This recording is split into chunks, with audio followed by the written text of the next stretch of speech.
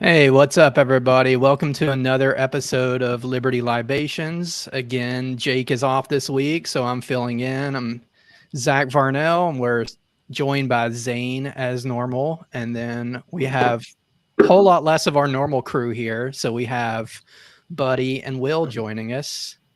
So, Buddy, tell us about yourself for anybody who doesn't know yet. I'm just a silly goose. I'm here in Savannah, or just south of it. I own a lawn care company, and I'm silly. And I think what was it we were saying? Will take things seriously in an unserious manner. I think that was it, man. Yeah, That's me. Okay. Other than that, I'm a nobody. Good. All right. Well, I think there'll be plenty of opportunity for silly goosedness tonight. So I'm glad you're here. And what about? Yeah, Go ahead, Zane. we can't Will be can too wait. serious. We can't be too serious. This is the Christmas episode after all. Although it Sure, appears and that most of the cast decided to take the night off. Although the content must continue. Yeah. Speaking of, Grumpy Gnome says Merry Christmas. I meant to play that in the intro. Get the Christmas out right at front. I love Christmas. I love Christmas time so much. Merry Christmas, Grumpy. Yes. All right. And Will, for anybody who doesn't know, tell us about yourself. I'm Buddy's young sidekick. I just follow Buddy around. He rouses me out of the swamp where I grow blueberries and turn them into this wonderful blueberry wine. And just LP Georgia adjacent shit poster that hangs out, enjoys it. There, I changed my name. Buddy the Elf. We watched that last night. It's a good one. So are you drinking rabbit eye wine tonight? Always, man, always. Yeah. Awesome. look- What about you, Zane? What you got to drink? I'm back on the extra special bitter that I had last week. Ooh, I have I can't read that from here. It's rabbit eye. Oh, it's a bottle of wine. I thought you were pointing at your wall art. No, I'm drinking tea because I don't drink, but Yeah. we've got it at the house for everyone else, so I'm showing my support. hell yeah, man. All right. So let's talk about the LP Georgia just for a minute. So, if you're in Georgia, feel free, please check that out, lpgeorgia.com. You can see some of the stuff we have going on there, different ways to get involved. The big thing right now is the convention coming up. So go to the main page, lpgeorgia.com, and click 2024 convention, and you'll see everything we have lined up there. It's at the VFW in Conyers, $85 for a whole weekend of events and speakers and comedy and debate and just all sorts of stuff. We're going to have Spike Cohen. Oh, we got Steven joining. Put him in while I'm talking about this stuff. A grown up. Hey. Whoa, hold on. I wouldn't go that far. Anyway, we'll have Spike Cohen keynote speaking with Shane Hazel, Sara Higdon, Adam Nutter doing some comedy, John Eiler doing some comedy, Edgar Mills there to talk about firearms and training. We'll have the debate with all the presidential candidates in the Libertarian Party. And then afterwards, we'll have Tower Gang there to do the spin room roast of all the candidates that are trying to impress us. They're going to be there to wreck all of that. So that should be fun. So, Buddy, as somebody who's been to one of our conventions, what did you think last year? It is so much fun. It is a place. It's a box of people that don't fit in boxes. But it's also, you can be normal. I mean, you can be normal. You don't have to be a freak show to be on there. There's plenty of boring people like Steve there. No, it's good, man. It's around the holiday. It's a good time. It's, I don't know. I'm just inspired to meet so many different people, young, old. I mean, I forget how old I am. Some people call me old. Some people call me young. I still think I'm a child, but it's great. It's so much fun.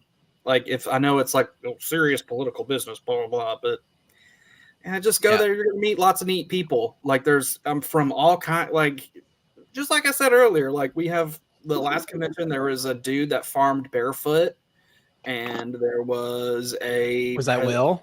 Presidential candidates, and there's a dude that, you know, is jacked and talks about guns and like it's everything. It's everything you want in America. Yeah, the boring political stuff is only one of the days. And as much as I should probably be encouraging people to go to that day, given that I'm the secretary, you don't have to go to that day if you don't want to. You can just go to the fun days. But if you want to have fun that day, find where me and Will are sitting, and it's fun. It's a lot of back of the room. I mean, we don't do spitballs, but essentially that's what we do. Yeah. I feel like it's got something for everybody, especially, you know, what we've been focusing on the last few years of trying to make it, you know, not so buttoned up. Not that Georgia's culture or LP culture has ever been that way. We've always kind of been relaxed and just talk to each other like humans as long as I've been around. But I think we're leaning into that more. It's like you can come, show up in a suit and have some very serious political discussions and make plans and scheme if that's what you want to do, and that's going on. But at the same time, there's, you know, people hanging out, having fun, talking about homesteading and homeschooling and just whatever else. So I think it's, you know, kind of fun for everybody, and somebody can come in and just find their niche, whatever it is. And I'm sure there'll be somebody there to talk about that and make plans with you. What do you think, Will? Do you have fun at the last one? I had a blast, man. I mean, it was just a great time. You get to meet all your friends from the internet, get to hang out, partake in all kind of naughty behavior that, you know, you normally can't. I don't know. I don't know how much fun y'all are having, but me and Buddy we're ripping it up in the quarter. I got it. I basically was, you know, dropping wine everywhere, getting people drunk around me. It was a good time. Yeah. Well, so Will brings up a good point, and I actually have that on my little thing that I was thinking about while I was moving my big fat body at the gym. Meeting so many people from social media, especially X or Twitter or whatever we're calling it, like, because there's such a character limit in that, you find that people will tweet out like their real like thoughts on issues and the real core beliefs without any of the fact, because you don't have room to ramble, you know, like the beginning of a recipe online that you look up. Like there's none of that. It's just straight to the point with like really important issues. So we kind of feel like, you know, a lot of these people real deeply, like more than their neighbors do.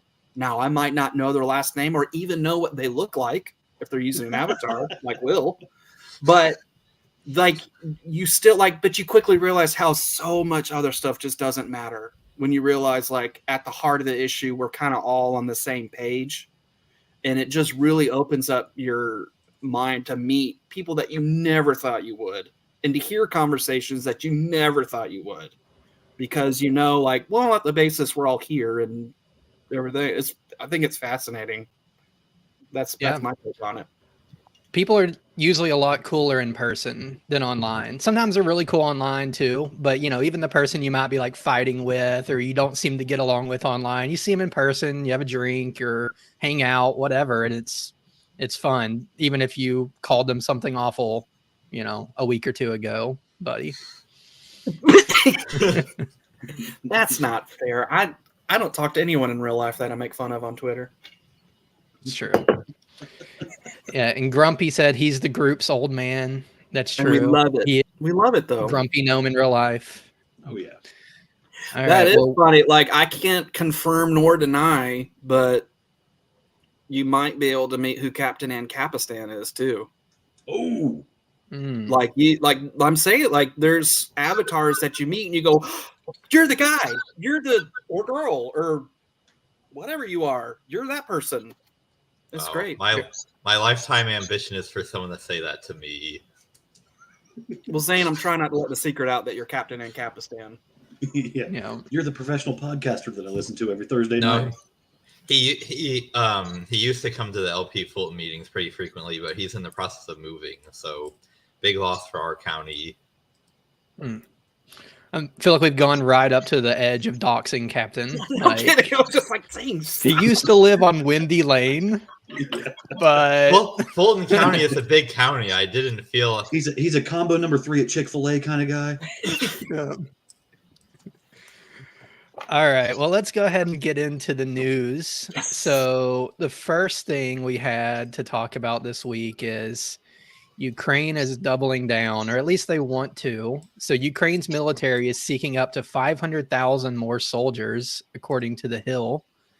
And basically that came from Zelensky during a press conference where he said that they were going to add up to 500,000 more. And I just keep at it, I guess. What do you guys think about that? Is that going to be the turning point for Ukraine, Stephen? This may be hearsay, but I heard something this week that he removed the age cap on conscription. Mm-hmm.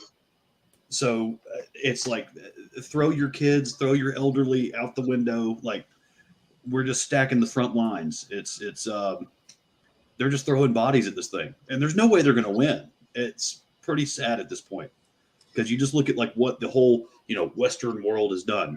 So we've separated Russia from the SWIFT system, which is, how mortgages are processed. It's how banks pay each other.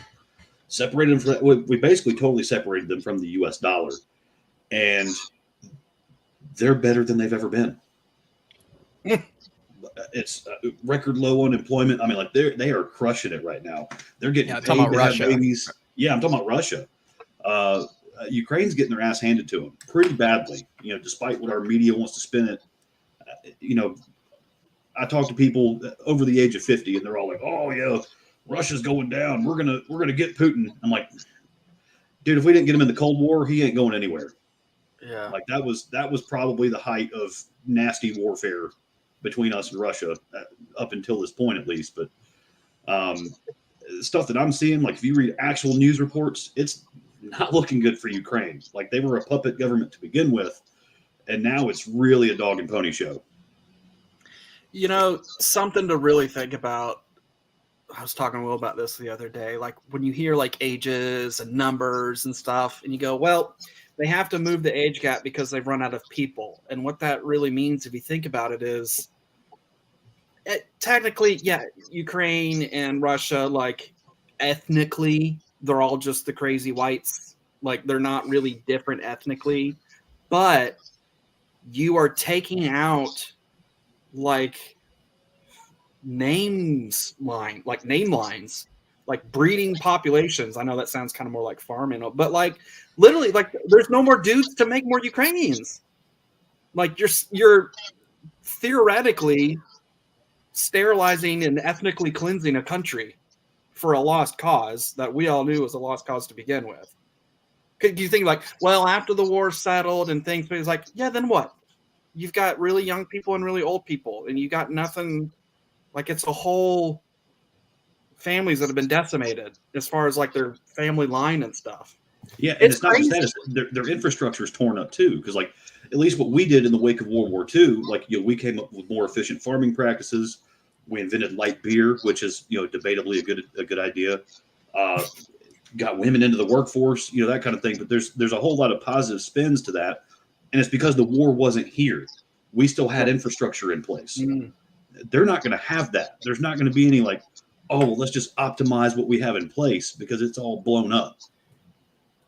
Yeah, speaking of World War II, I mean, there's a very romantic picture in the U.S. about how World War II brought us out of the Great Depression, and there's all these nice-looking photos of like GIs coming home and going to college and buying a house and getting married and all that stuff. And I mean, first of all, people seem to forget all the people that didn't come back. And when you say that it was a boon for economic growth, what you're really implying is that to really stimulate the economy, we just need to take out a bunch of our young men, which is obviously stupid. But also people forget that in Europe, after the war, it was terrible. Like the UK for the late 1940s and into the 50s, the standard of living sucked. It was so bad because of the devastation that had been caused, and in continental Europe, I mean, it was even worse. So, just to your point. I really hope we got some good bio labs out of this. You know, the underground ones, you know, with the hospitals built on top of them. Like, I hope they have some great research in those things, and it's really worth our investment to be over there protecting them. Yeah. Grumpy says their median soldier's age is already 44. Wow. Like, I'm 35 now, and I would die in war instantly. I can't imagine at 44. I stubbed my toe on the coffee table the other night, and I almost cried. I can't imagine being in a war right now. I got hurt the other day. I didn't fall. I moved my body so I didn't fall, and I got hurt not getting Worse hurt. than falling? Yeah. I'm going to refrain from making any old person jokes. I'm not 40 yet. I'm not 40 This is what you yet. have to look forward to. You'll know you're old when, like, sneezing hurts your back at some point. No. Any thoughts on this, Will? We can't hear you. Oh, no. Oh, kind of. Testing. Can you hear me? We got you. You can hear me. I just got to yell at the phone here. But yeah, I've sneezed and hurt my back before, so it happens before 40. Absolutely. Yeah. Any thoughts on Ukraine or any of that in general? My thoughts is, Grumpy mentioned, the median age is 44, but once you put the kids in there, it's going to bring that down. So that's a positive. Younger, little math jokes for everybody there, Cha-cha. Yeah. Solving the problem with math. Just there you go. Throw younger people at it. Absolutely. No, it's depressing as hell, and it's something that we all kind of like. Every one of us, I'm pretty sure we're all kind of big anti-war libertarians here. We were bitching at this. We knew this was going to happen. We saw it coming right from the beginning. This is not my first war being this conscious of it, seeing it from the start to the finish, and it's getting depressing. You see I don't know, man. Yeah, it's just kind of a vicious cycle that we just keep seeing happen, and that the media starts showing us these crises. All the sheep start screaming, yelling for Uncle Sam to come save the world. And, a bunch of foreigners get killed. We lose a lot of money. A bunch of defense contractors make a lot of money. A few libertarians debate about it online, and, wait for the next one. Israel's here now, I guess they're making a lot of money right there. I don't know. What do y'all think the next war we're going to see the war machine sell us on? Well, they got to spread us real thin. It's got to be something in Asia. I don't know if Winnie the Pooh is going to flex on Taiwan or what's going to happen. But I would imagine it's going to be something over there. There's going to be something in the South China Sea. I'm with you. Philippines or something like that we just got to go over there, That's something I got in trouble for on the LP account was when I just tweeted out Taiwan is part of China. And that seemed like an endorsement of what the Libertarian Party is endorsing the communist Chinese government. But it's kind of that sentiment, like we as Americans just got to learn to like just fuck off. That's Asian bullshit. That's Muslim bullshit. Let's handle, America first, right?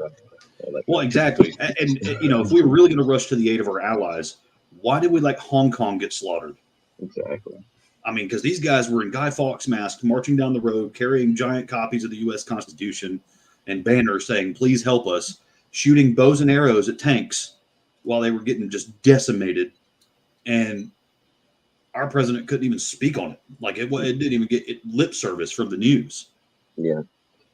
There were some of them like Nikki Haley types talking about it, just being like, hey, let's just go in there and save Hong Kong from China. Oh, yeah, there you go. Yeah, I'm sure Nikki Haley. Yeah, let's just nuke the rest of the planet. Be done with it. Types. John McCain was still alive at that point, wasn't he?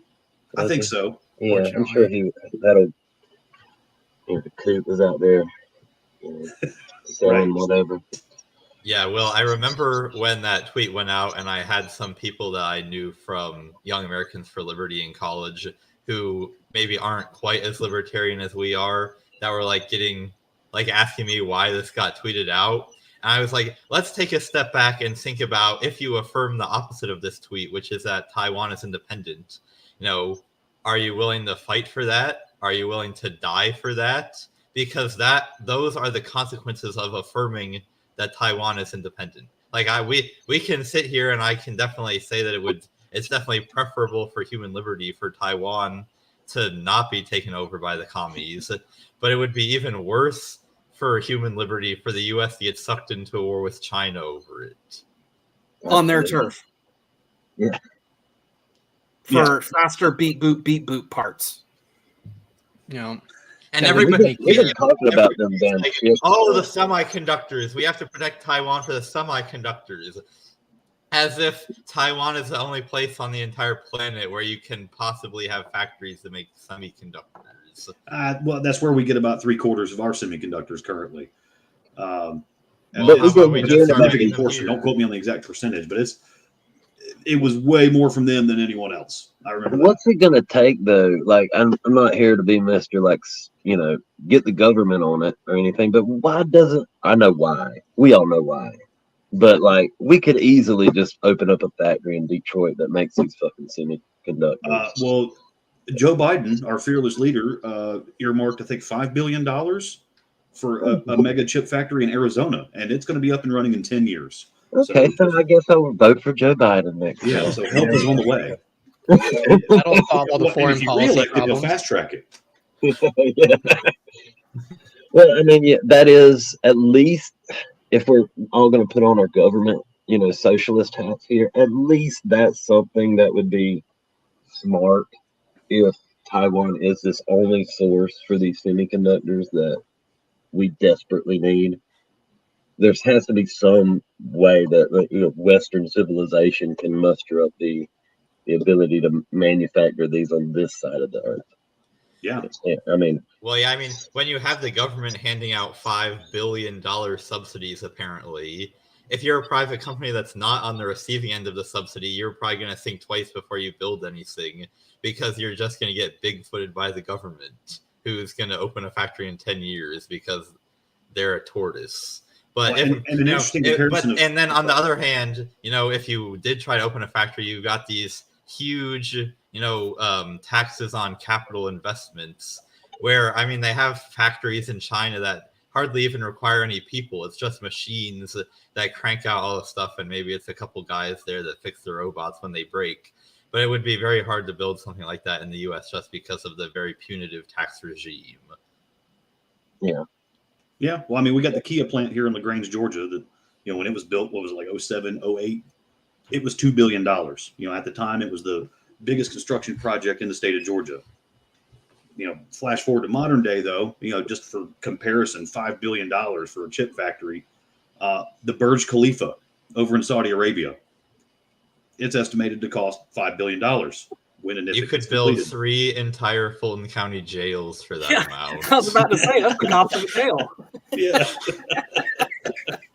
Well, like at the root of all this, like the semiconductors, wherever they're made, it's all just this propaganda we're fed of, like, the fantasy that the Chinese government is going to stop trading with us immediately, and all Western manufacturing is just going to fall apart because they want to conquer us. If we quit buying their crap, they would implode tomorrow. Yeah, exactly. Like we just call them up, like, "Hey, China, we're done buying your crap. No more." Exactly. Tomorrow, the whole country's on fire.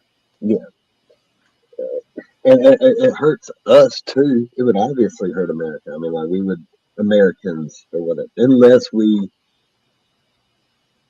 prepared for it. But then there's a collective we there, and I ain't part of none of that shit. I'm just going to. Man, I'm really trying hard not to do a really offensive accent with the I thing right now. I'm not doing it because I love Zach and I don't want to get him in trouble. What if, like, me and you do it, would it cancel out? Well, it's bad enough. I mean, I kind of got it when I smile anyway. So Let's all just kind of do it.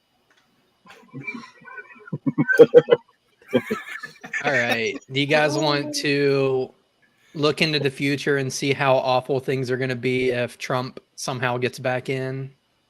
Because the media is here to tell us like all the awful things that could go wrong. So let's watch this.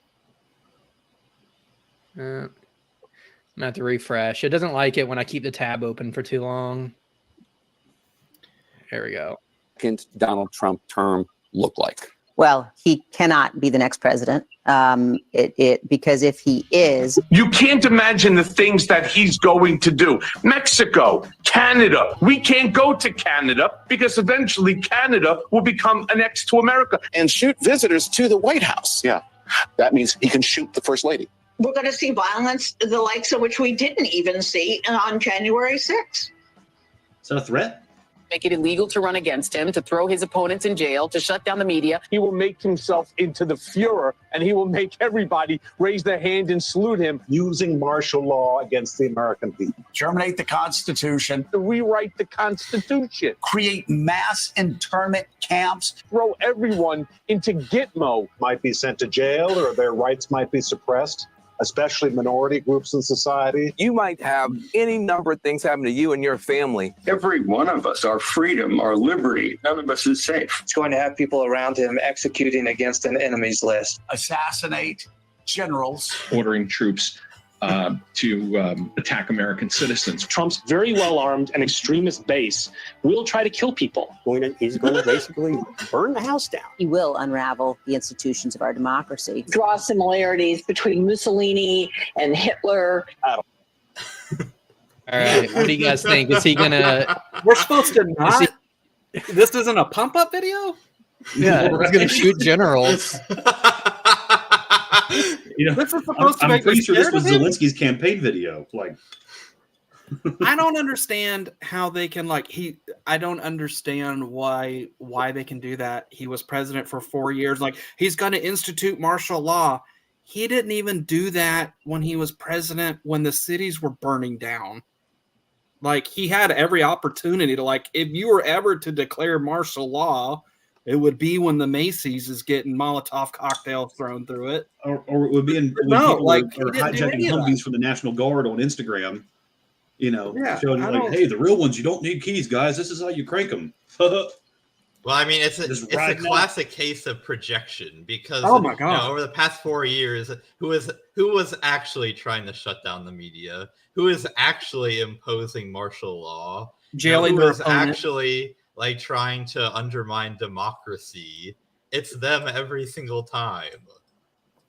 And you just have to hope that either nobody is watching this, which the stats would seem to say that nobody is watching Zane. it, or B, no, I wasn't talking about this podcast. I was talking about CNN. Normally, you're just nagging the nobody's podcast, though. Or if anybody is watching it, is it possible for them to say anything that's just so ridiculous that it will wake people up to how just how far gone the mainstream media is? I should not say mainstream media. I should say legacy media, because they're not even mainstream anymore. Corporate press. Yeah, I don't like that. I don't like that word either, because corporations are good. No, not that level of corporation. There's got to be that libertarian. The corporate press isn't bad because they're corporate. They're bad because they're bad. Yeah. I get you, but it's just kind of like the corporate dig does really. It allows left wingers to hate it, or it makes us sound cooler when we're like, are you listening to the corporate press? Or? Yes, the left wingers are supposed to hate corporations, but now it's listen, if you can't trust a multinational media conglomerate, then who can you trust? Like that. I mean, that's what that is. Yeah, who are you going to trust? Me, your lying eyes. We're sponsored by Lockheed Martin and Pfizer. Trusted names for America. I understand why we say it. I just feel like it opens us up to a little bit of criticism about left libertarians sneaking in and being like, "Oh, corporations are bad because they're corporations." But that's my role on this show, is to be completely pedantic about everything. So we all have our tism. And I love pointing out too, because if you could actually manage to have a conversation with any of these people, talking about Trump is going to be a dictator, he's going to be Hitler, he's going to be Mussolini, and you're going to go, well, how is he going to do that? You know, is there legislation going to be passed while he's president? Well, no, he's going to pass all these executive orders. Interesting. So what's happening right now? Yeah, you know, that's when you just hear the silence. He'll have his MAGA mob come do it for him. I legitimately think that's what they're implying, is that just a bunch of people in red hats will show up and start putting people in internment camps. Instead of the red shirts, it's the red hats. Yeah, the red hats are coming. But that's just like, it's like when you ask how is he going to do that. That's why I never bought the whole insurrection thing, because all right, let's say the worst happened and they went in there and executed Pence or whatever. Would we all just go, well, I guess that's that. Buffalo person is a president now. That's not how that works. Like, come on. I mean, some of us would say that, but probably would not be widely accepted. Yeah, I don't know. So it really ruined our ability to really bitch about the presidency. Like, we used to be, or at least I used to be, the person that was like, Bush and Obama are fascists, and you throw that out there. But when middle-aged women are saying Trump's a fascist every day, it just really takes the bite out of the word. And just, I mean, I don't know. Used to be I'm with you. Like, there was a lot of times I felt like I couldn't complain about him legitimately, just because of what kind of company I would be in. Yeah. There's certainly a lot of word inflation going on, where people apply the most extreme labels possible to the most inane things, and then they have to keep making up new words. So it used to be that everybody was racist, but then racist got used so much that it didn't mean anything anymore. So they all switched over to saying white supremacist instead, which half the time nobody can even say it right. So they say white supremacist, even though supremacist is not a word and doesn't mean anything. But thank you, etymology corner.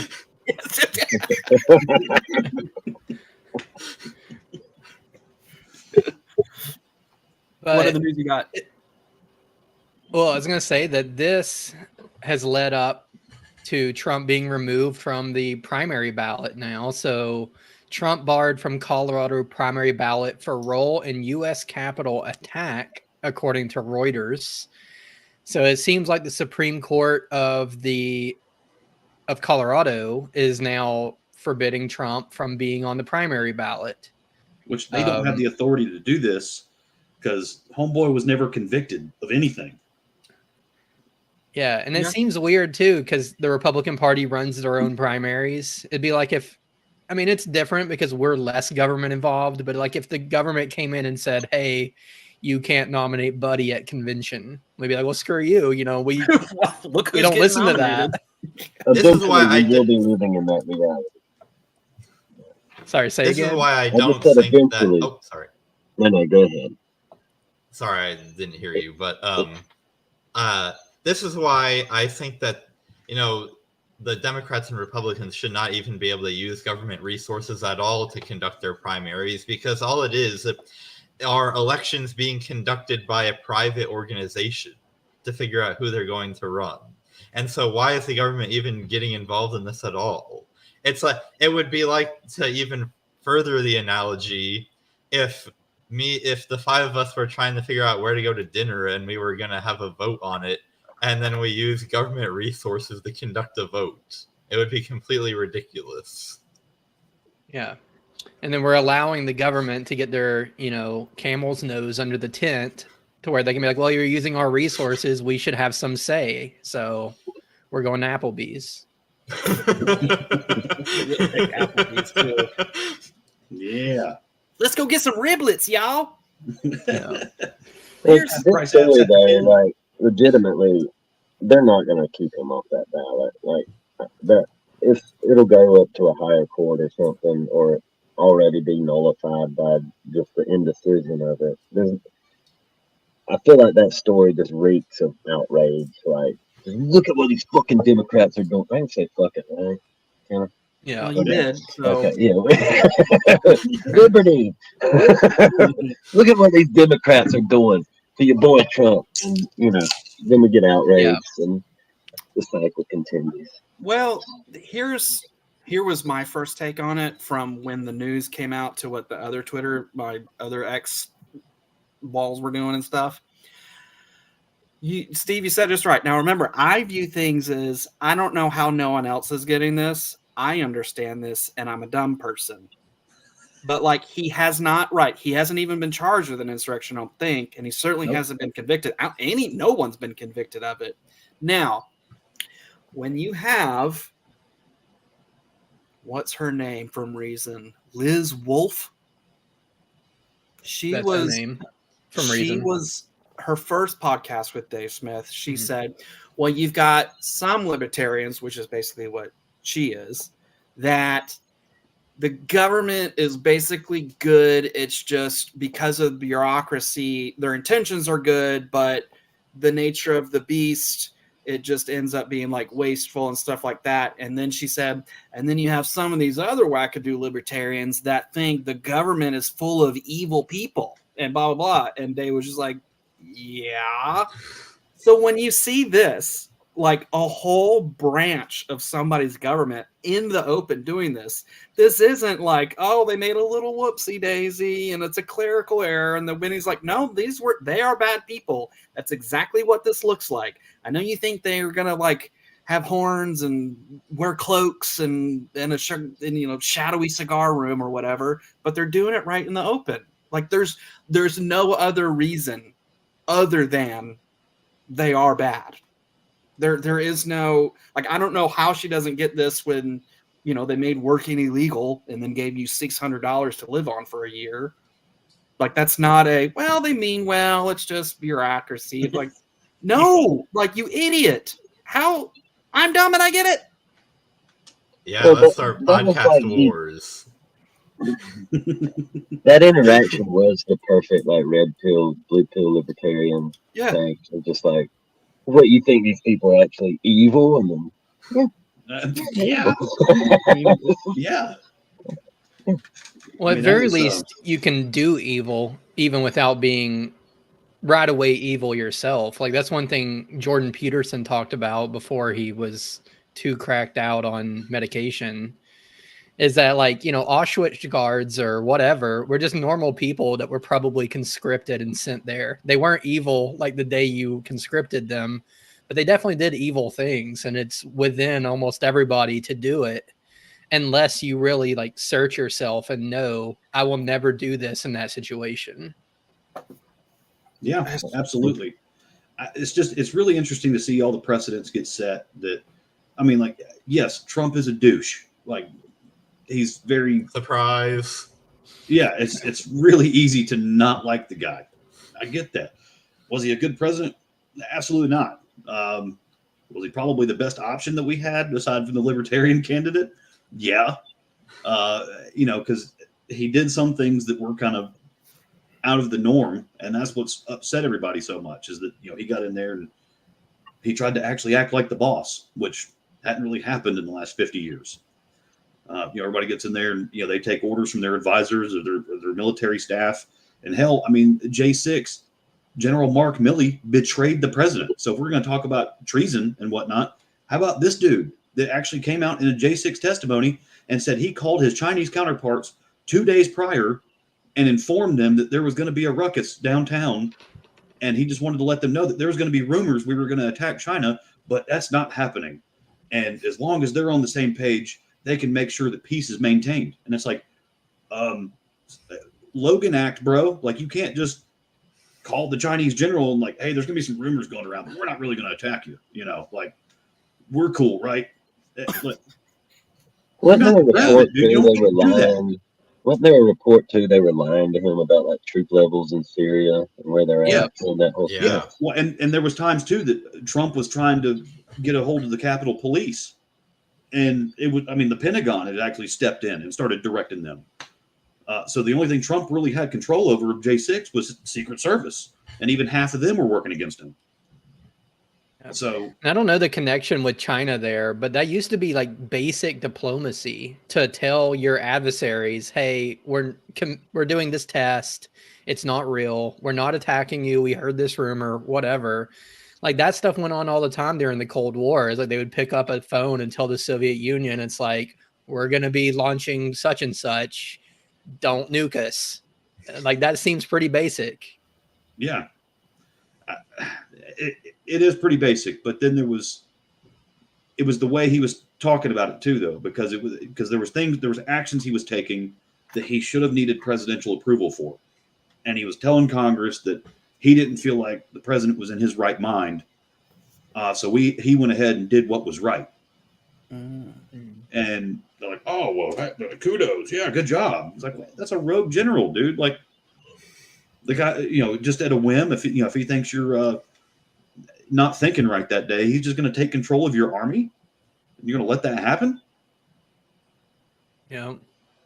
Which is kind of the complaint about January 6th. It's like, Trump had this idea that the election was stolen, so he's going to do what he thinks is legal. And that's the end of the world. But I guess if it's done, to escalate tensions overseas, that's completely fine. And that's in line with the neoliberal, kind of, the way they operate. So that's good, but don't, question anything domestically or do what you think is right there. Insurrection, right? Like you get notions of like, oh, okay, there's going to be an uprising. There's going to be a revolution. Don't mobilize your army. Don't put defenses in place. Don't establish some kind of security protocol. Call China first.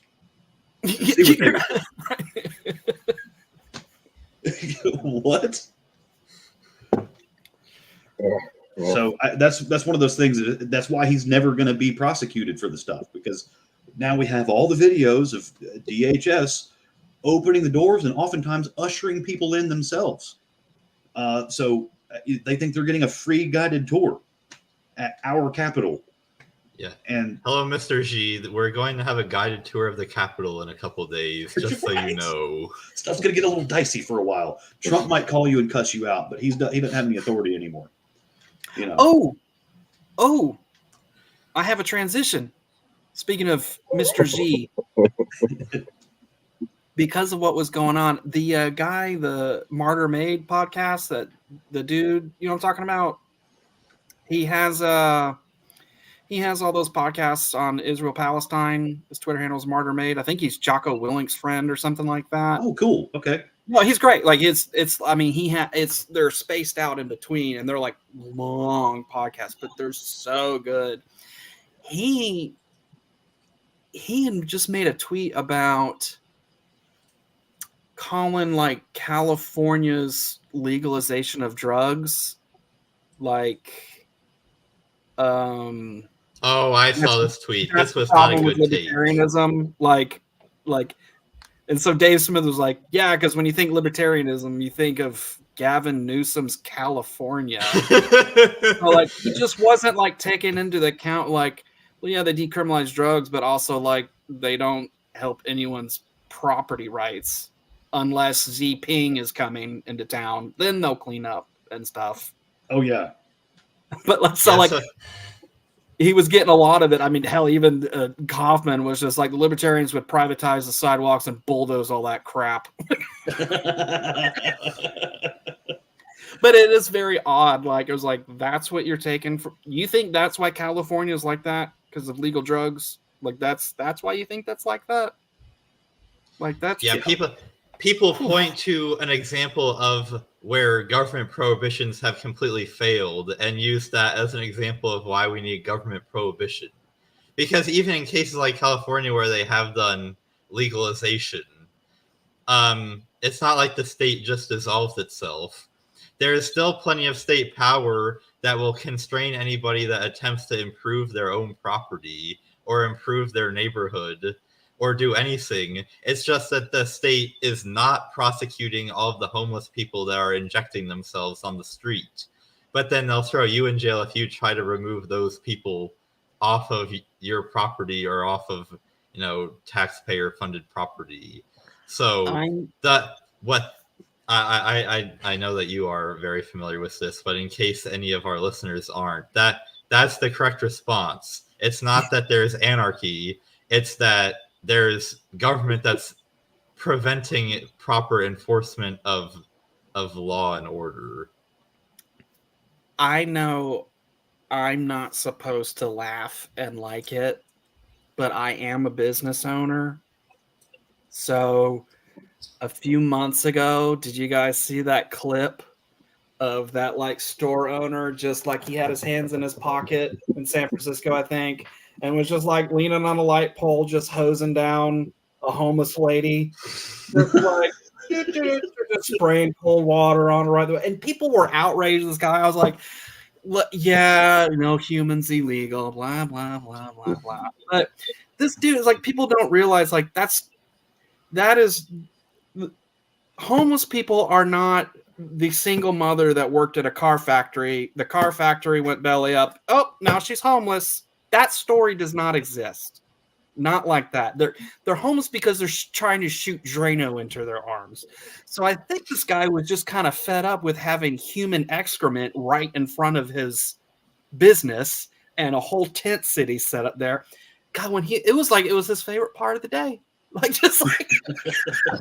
There's a big difference between being homeless and living on the street. A lot of people live in their car or live in RVs or whatever, and they're technically homeless, but they're not street people. Yeah, that's a big distinction. There's people hard on, going through hard times, slim living, and then there's people that just give up and just shit in the street. But if you're shitting in the streets and sleeping. I know we're supposed to most of us are supposed to be like, well, that guy doesn't have the claim to his land and she's homestead, all that blah, blah, blah, blah. But when you go so extreme and you don't take care of the people that are actually funding you, this is where it ends up. Even all these corporate press people freaking out about they're going to do this to us. They're going to do that. You want to ask yourself why people have been pushed to that brink? I mean, they won't. They'll just say because it's white supremacy. But I know it's a rightoid thing to say that anarcho-tyranny stuff. But this is where it leads. People are going to get fed up. And the people that get fed up are dudes with guns that look like Steven. They will cause problems. Right. That's right. It's very important to keep my blood pressure low. Yeah. I mean, not only are those the dudes that will change your tire on the side of the road, those are also dudes that will get stuff done if they're pissed off enough. So, clean up after. Can we get kicked off YouTube for that? Nah. Probably not. All right, let's do another quick one and then we'll move on to trivia. But let's see. Is your son going to join us for trivia? Yeah. Or is it too late? Okay, no, cool. No, he is. He's watching Thursday Night Football. Yeah.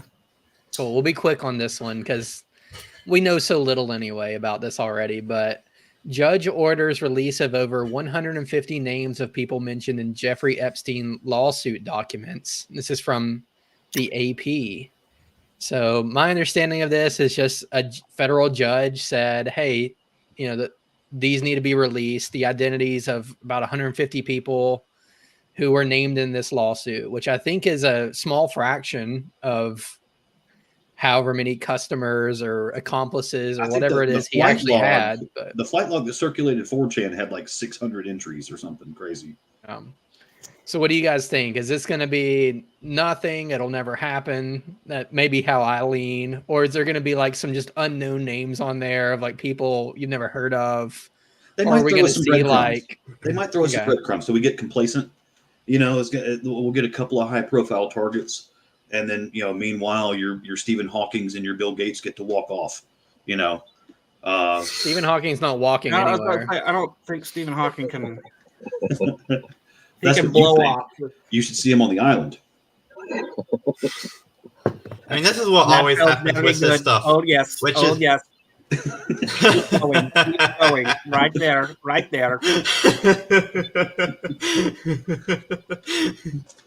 But this is what always happens with this stuff, which is that they can't keep it secret forever. but they can always keep it secret for just long enough that most people don't care anymore. That's right. Well, I mean, but one thing that's still kind of fresh on our minds is the Clinton family.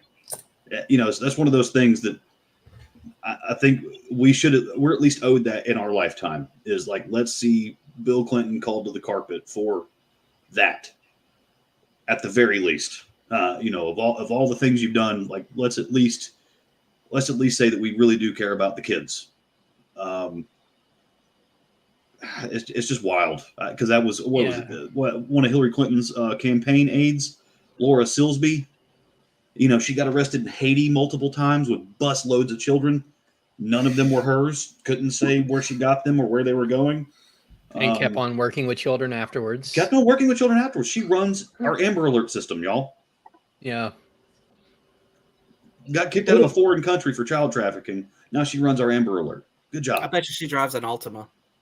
I bet you It's she always drives a Nissan white Altima van. on the Amber Alert.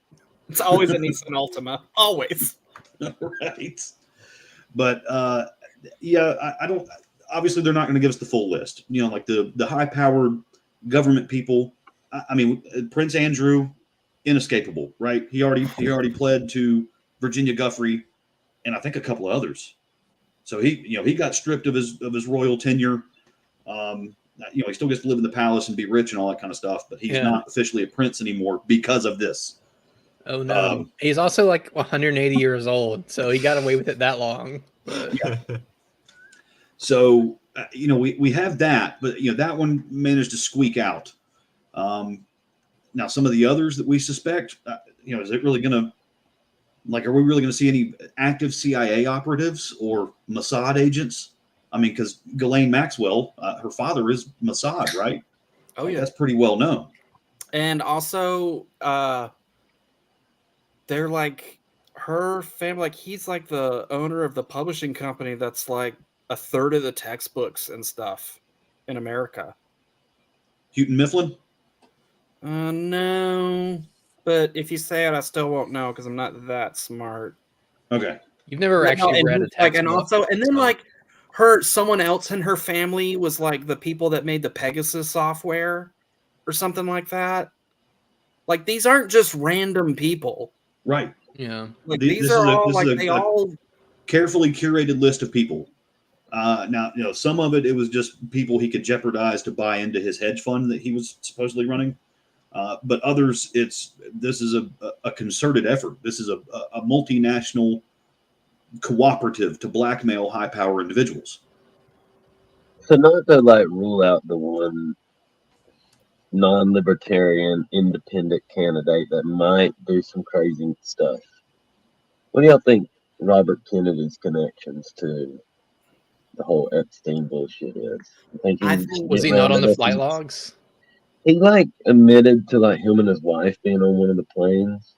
But the main reason I say it is just the dude's going so against the grain on things in political culture as a candidate. But when Israel comes up, he just kind of goes heavy into it where it's unnecessary. Yeah. I think he's right up there with Nikki Haley. Yeah, for sure. Which is crazy. I mean, he's one of the only big names up there that are talking halfway sense about Ukraine. And I mean, he's legit. Just we need to get the fuck out of it. We're going to start some kind of third world war. But when Israel comes up, which is, I almost think would be much more likely to start some sort of World War III scenario. He is just lock, stock, and barrel, going right in step with every. Well, and that's not something that's just the Democrats.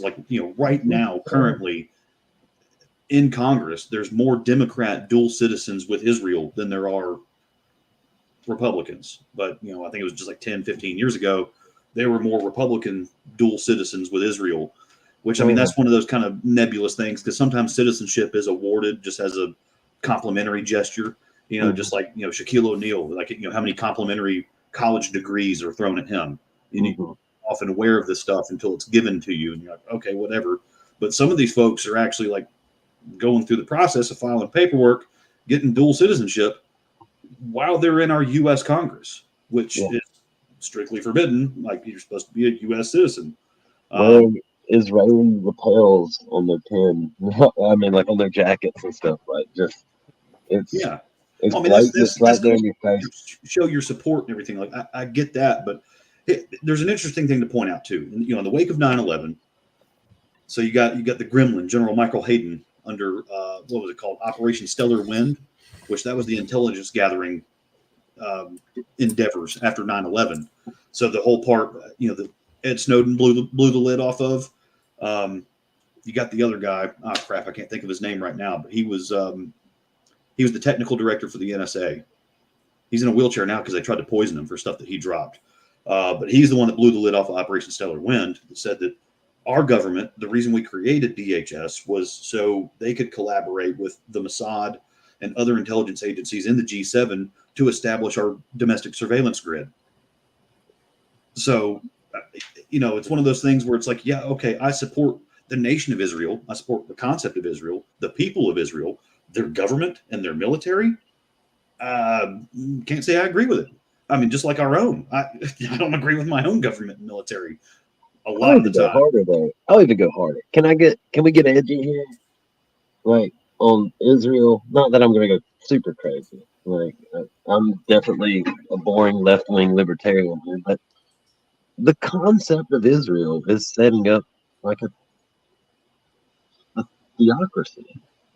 Like they are setting up a government with a respected religion. Like they are pushing that kind of like a government for God's chosen people specifically. And it's like, honestly, that like gets down to the why it's not going to work. Like why then it will always be conflict in that country as far as like when there's native people that are non-Jewish natives in that country. Why is that the third rail to talk about so much? Like, well, we can all get bent out of shape about oh no, there's children in here, and I'm going to talk about the Jews and devil statues. Yeah. Or, you know, theocracies are bad. Saudi Arabia, you know, you bring that up, like, oh yeah, Saudi Arabia, you know, women can't drive or go to college and can't listen to rock music and all that. You know, you've got all these grievances. But yeah, as soon as you say something about, you know, an Israeli theocracy, it really gets all touchy. You know, it's one of those things where it's like individual liberties need to be respected, no matter who's in charge. You know, you can have your culture, your way of life, whatever. But as you know, if you're not respecting the individuals that live within your nation, what are you really doing? Yeah. It looks like Zane has something to say. Maybe. Oh, it does. And then if not, I mean, I can always come up with something to say. Which you have the last word. Then let's go to trivia. Zane, you're 23. Don't ruin your career on giving us your opinion on Israel, right? No, I'm not. I'm not going to say anything controversial because it's my understanding that, like, within the state of Israel itself, like within Israel proper, not counting Palestine, religious freedom actually is pretty well respected. Like, there are mosques and Christian churches everywhere, and like enforcing the Jewish religion on people is not really something that they do. It's just what they do is treat the Palestinians terribly. They said doo-doo. But my other point on this is when we think about why is America so supportive of the Israeli government. I mean, and I say this as a Christian myself, I think that Baptist and non-denominational pastors have to take some of the blame for this, for promoting a theology of dispensationalism, which I know that's a big word, but what it essentially means is that certain biblical events related to Christ's second coming, in order for that to happen, certain things have to happen with the state of Israel. And so a lot of Christians believe that in order to facilitate the second coming, like Jews all need to return to Israel and they all need to be well established and a bunch of weird stuff like that, which all these ideas were completely unknown to anyone in the church before like the 1800s. And then people started coming up with this stuff. And I would say that it's not biblical. I don't want to start a debate with any Baptists who are listening, but maybe I do want to start it actually. Well, no, look, I agree with you. as a Reformed Baptist myself, there was a whole lot of, well, it's going to fulfill prophecy, so let's get it over with.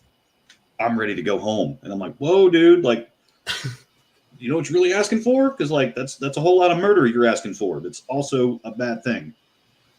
I like how if you were to look at this group and go, hey, who's probably a Baptist? Stephen, you're number one. Let's do some trivia. Yeah. Yeah, let's do it. And remember not to use big words around Buddy or his kid will have to explain them to him. So keep that in mind, Zane. All right, trivia time.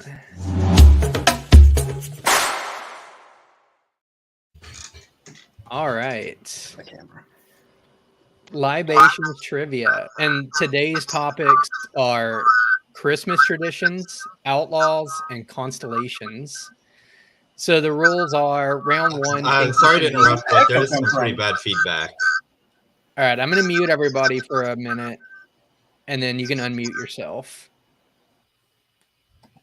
All right. Sounds good now. I don't hear anything. So feel free to unmute yourself. It usually recovers. But round one, 10 questions, 1 point. Round two, 5 questions, 2 points. Round three, 3 questions, 3 points. So that's where people can make their big comeback usually. And then here's how you answer. If I will read the question, when you want to buzz in, you put your hand up to the camera, basically. If I see your hand move, I'll call on whoever I see first. Don't blurt out an answer. If you do, you'll lose a point. Other rules that Jake made up and no one cares about. And then basically if you win, you just get bragging rights. You get to rub it in Zane's face because usually he wins. So, but here we go. So round one, Christmas traditions. Question number 1. In which country do people traditionally eat KFC as a Christmas meal? I think I saw Zane first. Japan. Yeah. What?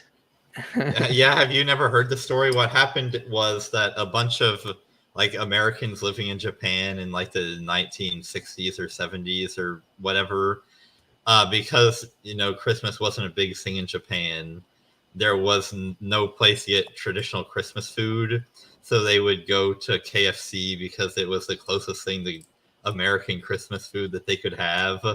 And then it just kind of exploded into this big tradition where now if you want to eat at a KFC in Japan on Christmas, you have to make reservations months in advance. Oh, wow. That's awesome.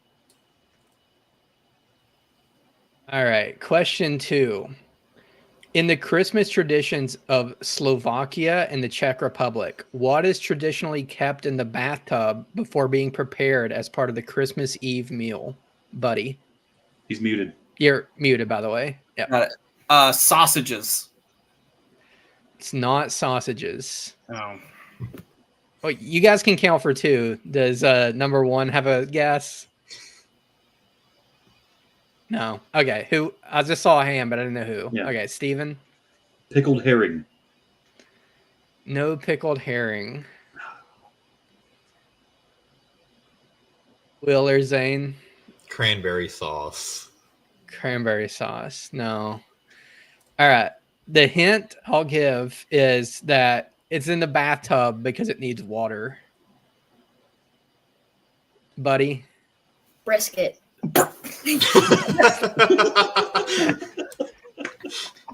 Low and slow in the bathtub. That's right. It's not brisket. That sounds delicious. I don't know about the bathtub method, but anyone else? Will? Some Sorry, I didn't hear you at all. sort of salted fish. Am I still muted? No, you're not muted, but you're very hard to hear for some reason. Will, back up. It's easier to hear. It's easier to hear when you're farther away. Further back.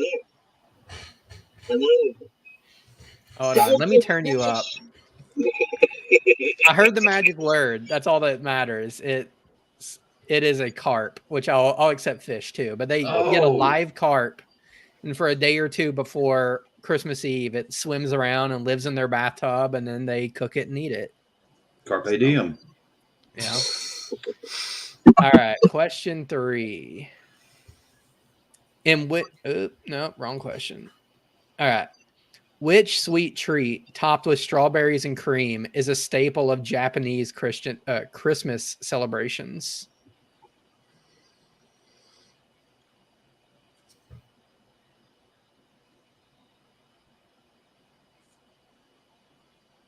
Buddy. Strawberry shortcake. Yes. Christmas cake. If you had to poll anybody in this thing who would know that sweet treat, it'd probably be me. Yep. Yep. In Japan, it's Christmas cake. It's a tradition, or Christmas keiki. All right. Let's move on to question 4. In German folklore, what is the name of the horned figure who Too many hands. I'm reading on one screen, but I saw Zane first. We'll go to him. In German folklore, what is the name of the horned figure who punishes misbehaving children during the Christmas season, serving as a counterpart to St. Nicholas? That would be Zane. Krampus. Krampus. He'll whip you with switches. He'll leave you bundles of sticks instead of coal. He might kidnap children if you're real bad. And then I forgot the last one, but not as bad as being kidnapped, I don't think. Whatever the He'll last kidnap one you was. and take you to Epstein Island. Yes. And he'll probably get away with it. Has anyone checked if Krampus is on the Epstein flight logs? Well, or if Epstein was on the Krampus slave flight logs. You never know. All right. Question 5. In Ukraine, what unique decoration is often added to Christmas trees inspired by an old folktale? Will? Swastikas. Probably, but that is not from the folktale. Oh, I forgot to play the music. There we go. Anybody else? The music's still not on, but I did. Yeah, I can't hear the music It's very either. low. And that's how low we normally have it. I don't know what's going on. The show's falling apart, but Never mind. Anyway, I was gonna say empty cartridges. no shell casings, Steven. A hammer and sickle. Oh, there's the music. Cool. And it's gone again. Whatever. Not a hammer and sickle. Will? Mushrooms. That's closer. So the hint is it's a bug. Steven? Beetle. Beetle? No. Number 1. Cockroaches. That's a good one, but no. It's keeping in line with the swastika theme. Yeah. All right, I'm just going to reveal it. The answer is spider webs or spider ornaments. I knew I should be sending these people. Number 6. In Norway, what household item is hidden on Christmas Eve to protect that item from being taken by witches? Steven? Wedding ring? Not wedding ring. Will? The Bible? Not the Bible. Buddy? Broomstick? It is brooms. Wow. Very good. Yeah. All right. Question number 7. In Italy, on Christmas Eve, what is the traditional practice of abstaining from meat, often involving a feast of fish dishes? Will?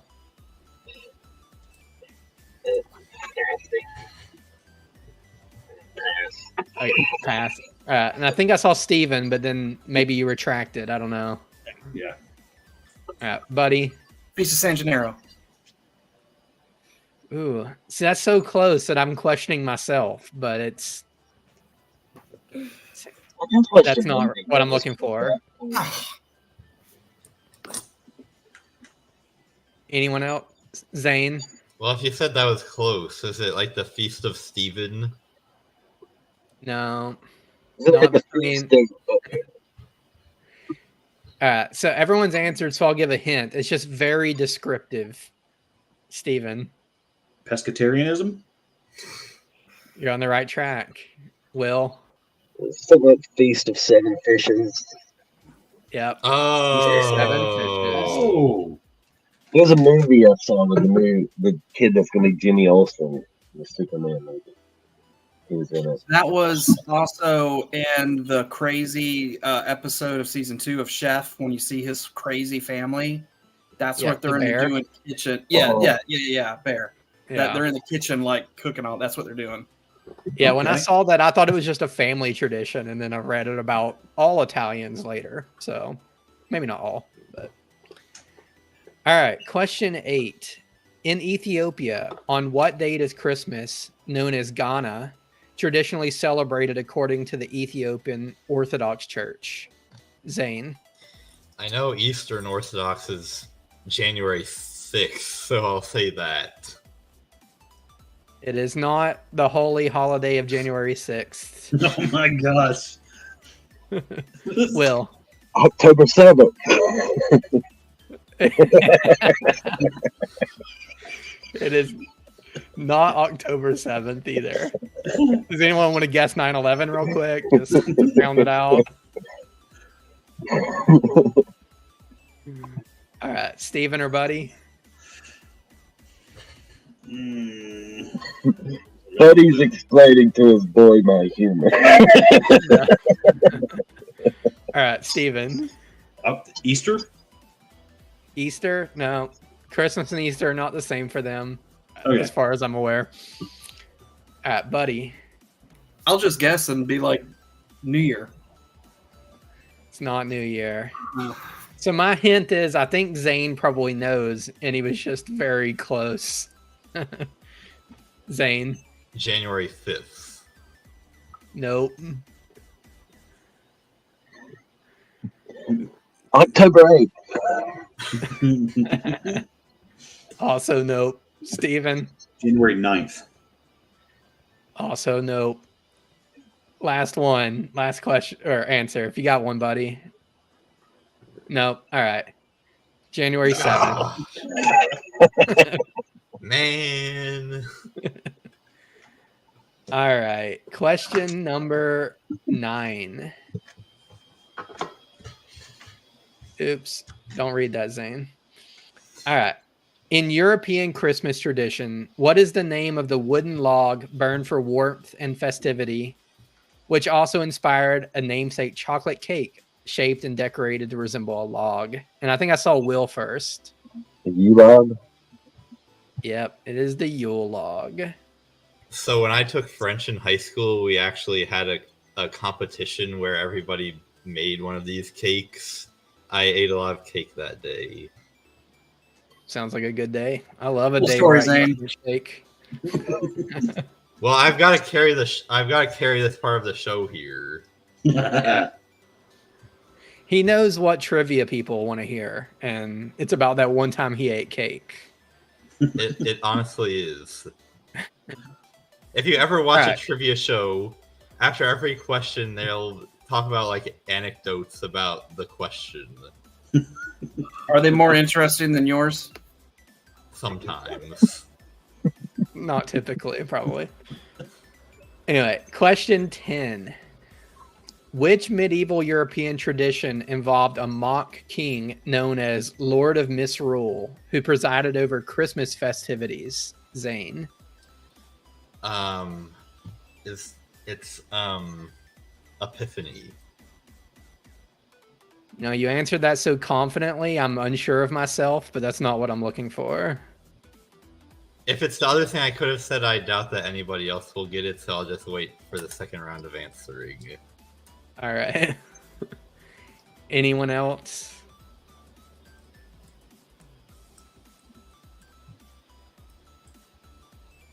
All right, I'll give a hint this early, is that it's sort of kind of mentioned in a Disney song.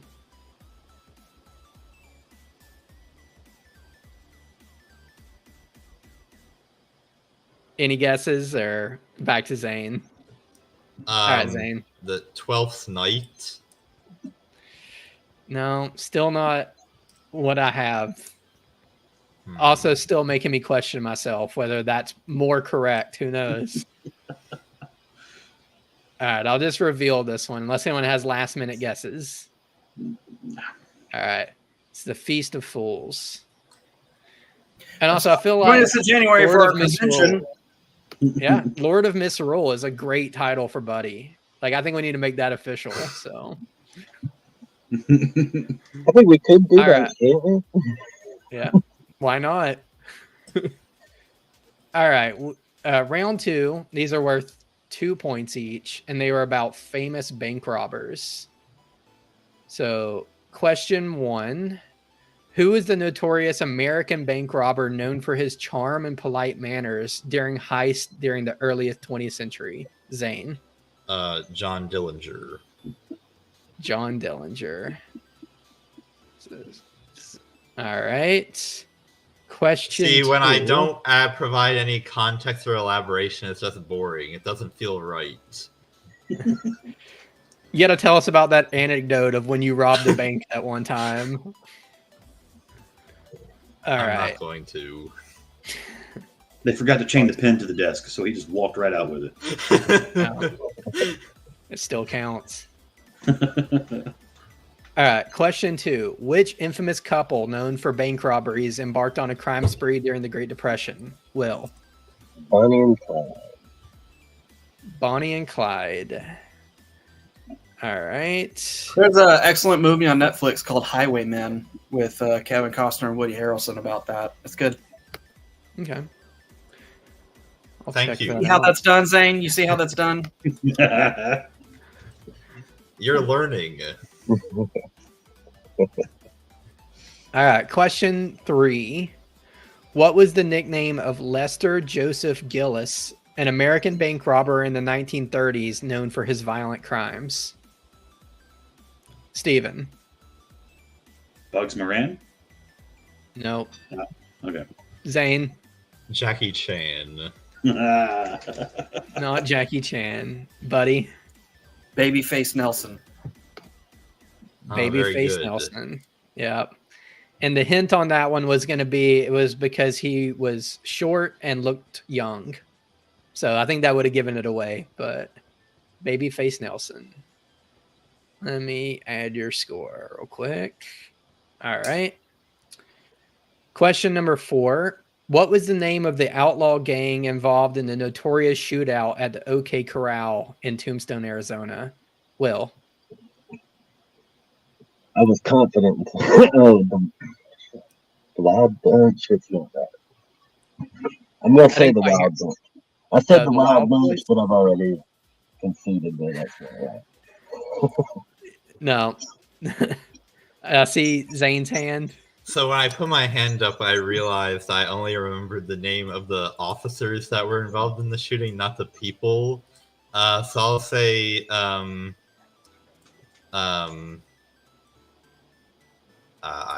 know. I don't have it. How dare you?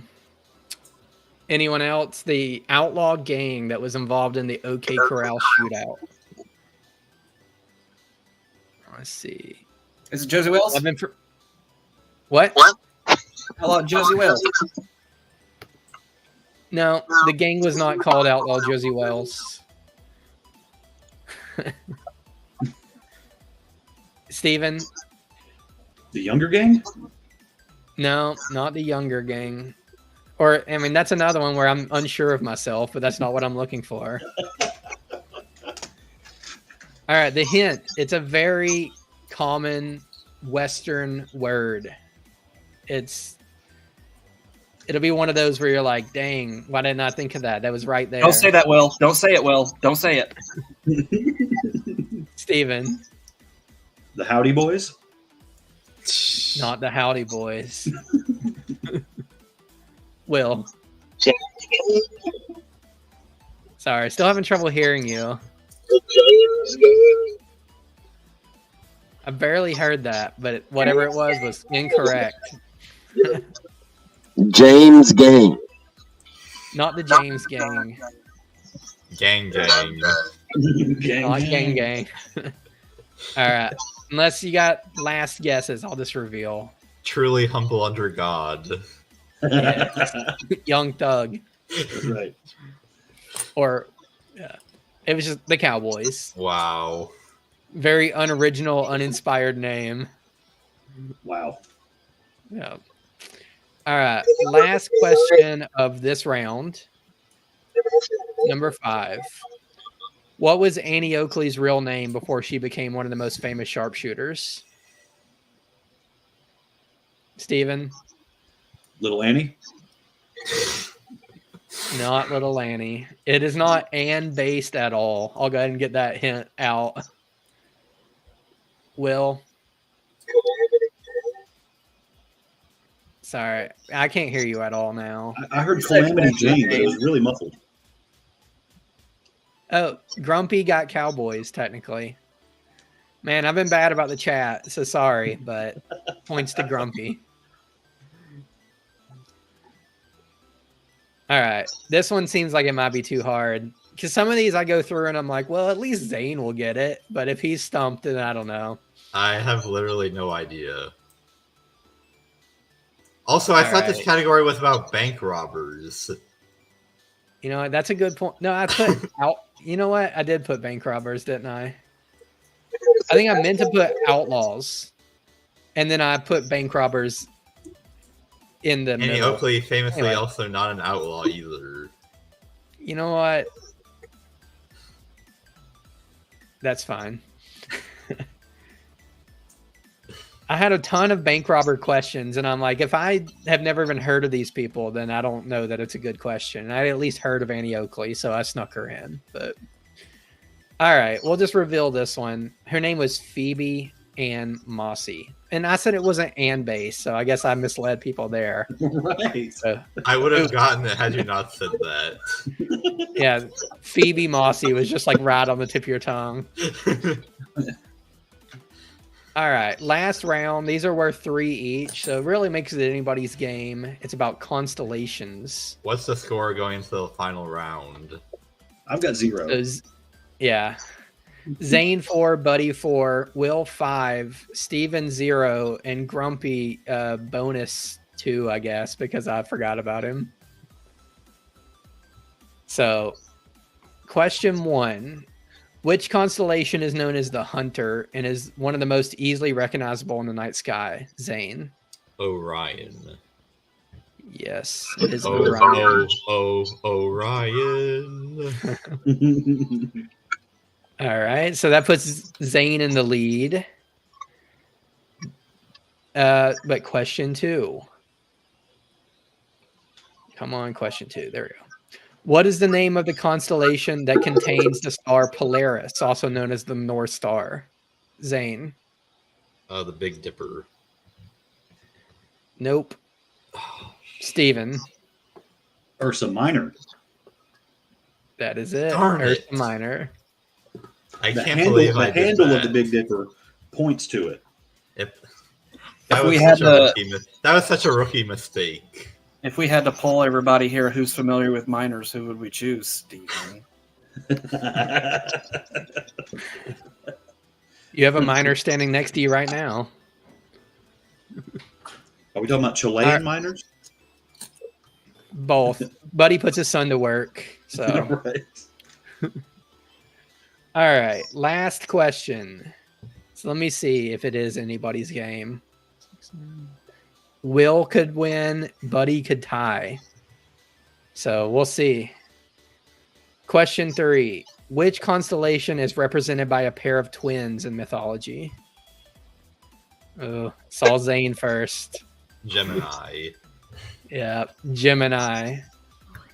Which makes Zane the winner tonight. Let me play the thingy. Don't celebrate yet. Here goes Zane.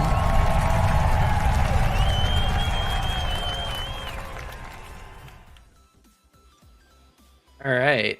Thanks Shout out for Zane playing, looking like everybody. Wish Matt Drudge. What? Matt Drudge Report. He's, a hat guy. He likes to look like an old gumshoe reporter. Oh. So he was insulting you, calling you Wish version. How dare you? I beat the audience. That was a hard one because, Buddy said his son was joining, and I just kind of visually gauged his age, and I'm like, okay, I guess I need something that middle school to 5th grade kids can answer, but also will be challenging for Zane. So I don't know if I hit that, but Jeff Foxworthy. Go ahead. No, you go ahead. I think I was going to say Jeff Foxworthy would be proud. No, it was good. It was good. We're real close on level anyway, so Yeah. So I had a Wii game version of Are You Smarter Than a 5th Grader? And the questions were so hard, no 5th graders are learning that stuff. By the way, did you hear about I don't know if it was Baltimore or maybe Detroit, but whatever the school, the MLK junior name school, has lower test scores than the alternative school for learning disabled kids. Do they have the same tests? I'm guessing it's standardized.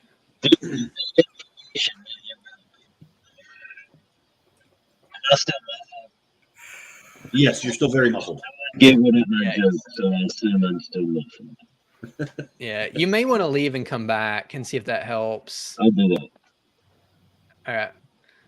Catch you in a second. All right, let's move on to the next news story, this is my makeup for Zane for having to talk about aliens and Dogman and all this stuff recently. So now we're just going to talk about the good old economics. So CBS poll finds Americans, whatever. The headline's stupid, actually, so I'm not even going to read it. But the thing down here hidden in this article is, let me find it. Here it is. It's like you're looking for a recipe. Yep. I got to read about their grandmother's history first. I was so encouraged by this article until I saw this. This is terrible. Yeah. So let's read it real quick for anyone just listening. So this is a YouGov poll that's put out by CBS News. It says, government setting price controls to control inflation. Approve. 80% of Democrats surveyed. 62% of independents surveyed. And 56% of Republicans surveyed support price controls. So, Zane, do you just want to run wild with this one? Tell us what is wrong with this and why 80% of Democrats and 56% of Republicans are really, really stupid. I'm just so disgusted by this that I'm not sure I even have it in me to give a big explanation of why price controls don't work. I mean, the one sentence explanation is that you cannot magically make something cost less than it does just by decreeing a maximum price. We've seen this literally hundreds of times throughout history, that if you make a price control, then you just end up with a shortage of whatever the thing was, because we can't produce as much of it as people actually want to buy at the decreed price. And if you think that price controls are a good idea, you are a prime example of why economic education is so important and why economic illiteracy is such a problem. Well, and I'll spin that a little bit. I'll say that inflation is, in essence, price controls, because the Fed is dictating a price floor. Now, where it needs to go up from there, that's all based on how much profit you need to actually feed your family and keep the lights on. But, the Fed is artificially raising this price floor of what money costs banks to issue or what banks have to pay each other. Therefore, that is reflected in the price of the goods we buy at the retail counter. So, I mean, if that's what caused the inflation to begin with, then that's also how you unwind it, is by controlling that price floor back down to the actual floor. Yeah. So for anybody who's listening who maybe encountering this concept for the first time, can you explain what a price control is, Zane, and like why that's a bad idea, just philosophically or, basic economics? Yeah, so let's cast our mind back to August 2005, right after Hurricane Katrina. Nobody has power. It's a big problem. And some very entrepreneurial people figure out, wow, I can buy some generators in like Texas or Alabama or wherever they were, drive them to New Orleans and sell them for a huge profit. I make money, and the people are still getting electricity that they need. And if they bought the generators from me, they'd still, be benefiting, or else they wouldn't decide to buy it. So you are naturally inducing people to deliver resources to a place that they are extremely desperately needed, way faster than any government and probably any charity could possibly get those goods there. And so these people arrive with the generators, and guess what happens? They get fined, and the generators get confiscated because they were price gouging. So all these generators are just sitting in evidence. Nobody has electricity because the politicians decided it would be a good idea to set a price control on generators. Well, we up here in the ivory towers think that the correct price of a generator is $200. You're trying to sell them for $500. You're not allowed to do that. Completely ignoring the fact that had people only been able to buy the generator hundreds of miles away, transport them to New Orleans, and sell them for the same market price that they had just bought them for, they would not have done it at all. So you're doing nothing but hurting people by enacting these policies. So just that was the illustrative example, but the general definition of a price ceiling is just a law that says the maximum price of a particular good is X dollars, and if you try to sell it for more than that, we will come and get you. And like the Obama price gouging hotline, when we had that fuel crunch in 2008, he had this hotline. Somebody got popped in my town for that. Like, it was some gas station just made prices a little too much, and then like somebody ratted them out instead of just not going there, which is all you had to do. So Venezuela is notorious for price controls as well, because they've had crazy inflation for the past couple decades. And so they just think that, we can prevent inflation through price control. So an example of this is they decreed a maximum price for eggs. Guess what happened a couple days after they did that? It became literally impossible to buy eggs because nobody could produce eggs for a price that was below the price control, so just nobody did it anymore. I rarely do this, but if you're listening to this and you support price controls, which there's probably not any of those people because we have an exclusively libertarian audience as far as I'm aware. But if this part gets clipped and shows up on Instagram and you're watching this and you support price controls, you seriously need to do some self-reflection about why you think that and why you support a policy that it literally takes 2 minutes to debunk. Another thing to realize, so like when you have price controls on like big commodities and stuff like steel, you have a price control on steel, you have a factory that makes steel, and if there is a hiccup in the steel mines or whatever, wherever you get steel from, the prices would go up because the supply is lower. But if you have price controls on steel, the manufacturers are watching the supply of steel dwindle, and there's going to come a day where there's no more steel. It's gone. The market would have warned you and said, well, the supply of steel is going down, so we have to raise our prices, at which point people will say, well, maybe I can invest or buy aluminum products, or like there's no forewarning to the market. You also saw a lot of that stuff in Woodstock 99 when it got all corporatized and they were selling like bottles of water for $4 and all that stuff. Now, my problem with that is that the security confiscated people's water and stuff and were forcing people to buy water. That's fine. But even in the documentary, and I got an argument about this in the green room at my church, the documentary said for no one had water. The only people who had water left were selling it for like $10 a bottle. And I told them, yeah, if they were selling it for $4 a bottle, there would be no more water. The reason why you are still able to purchase that water is because it's $10. People will only buy one bottle. If it's $4, they're going to buy as many as they can. It's like a natural bridle that affects that helps everyone. Yeah, supply and demand, and it's one of the things Neil Bortz used to harp on all the time too, especially when he was hopping back and forth between his house in Florida and the station in Atlanta.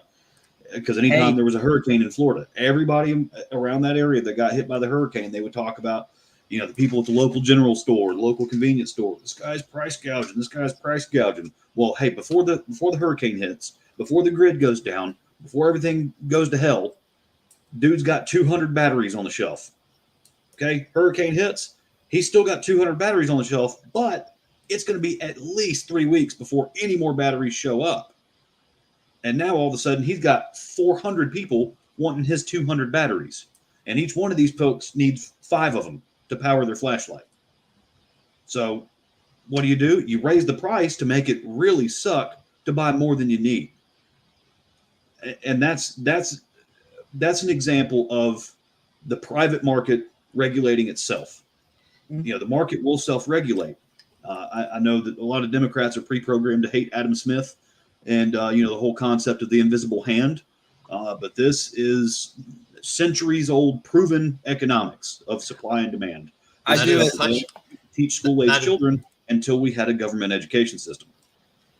That is such a good point. And not only does it prevent people from buying way too much and hoarding it right after catastrophe, but also before the hurricane, if you know that you're going to be able to sell batteries at a higher price after the hurricane, you'll be incentivized to stock up on batteries so that there are actually more batteries to go around after the hurricane, so more people end up better off.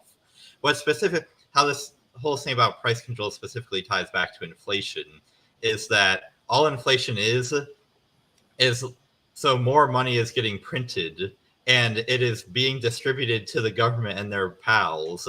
So they're the people that get to spend the money first. So essentially, if the economy is a big pie, the government is increasing the amount of the pie that they get to eat and leaving everybody else with less. And so the price of the price of everything else that the government isn't taking is going to be higher because there's just less of it to go around for everybody else. And so price controls is not going to just make more materials and goods and services just appear out of nowhere. The government's going to continue eating up the same amount that it had before, and it's just going to screw everybody else over even harder.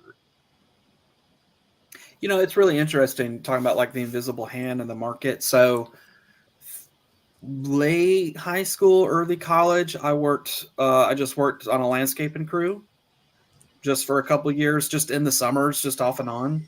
And now I own my own lawn care business. I don't ask any other people how much they charge, like any other businesses. But when I just give a quote, what I think it's worth or whatever, it is within 10% of 10 other companies.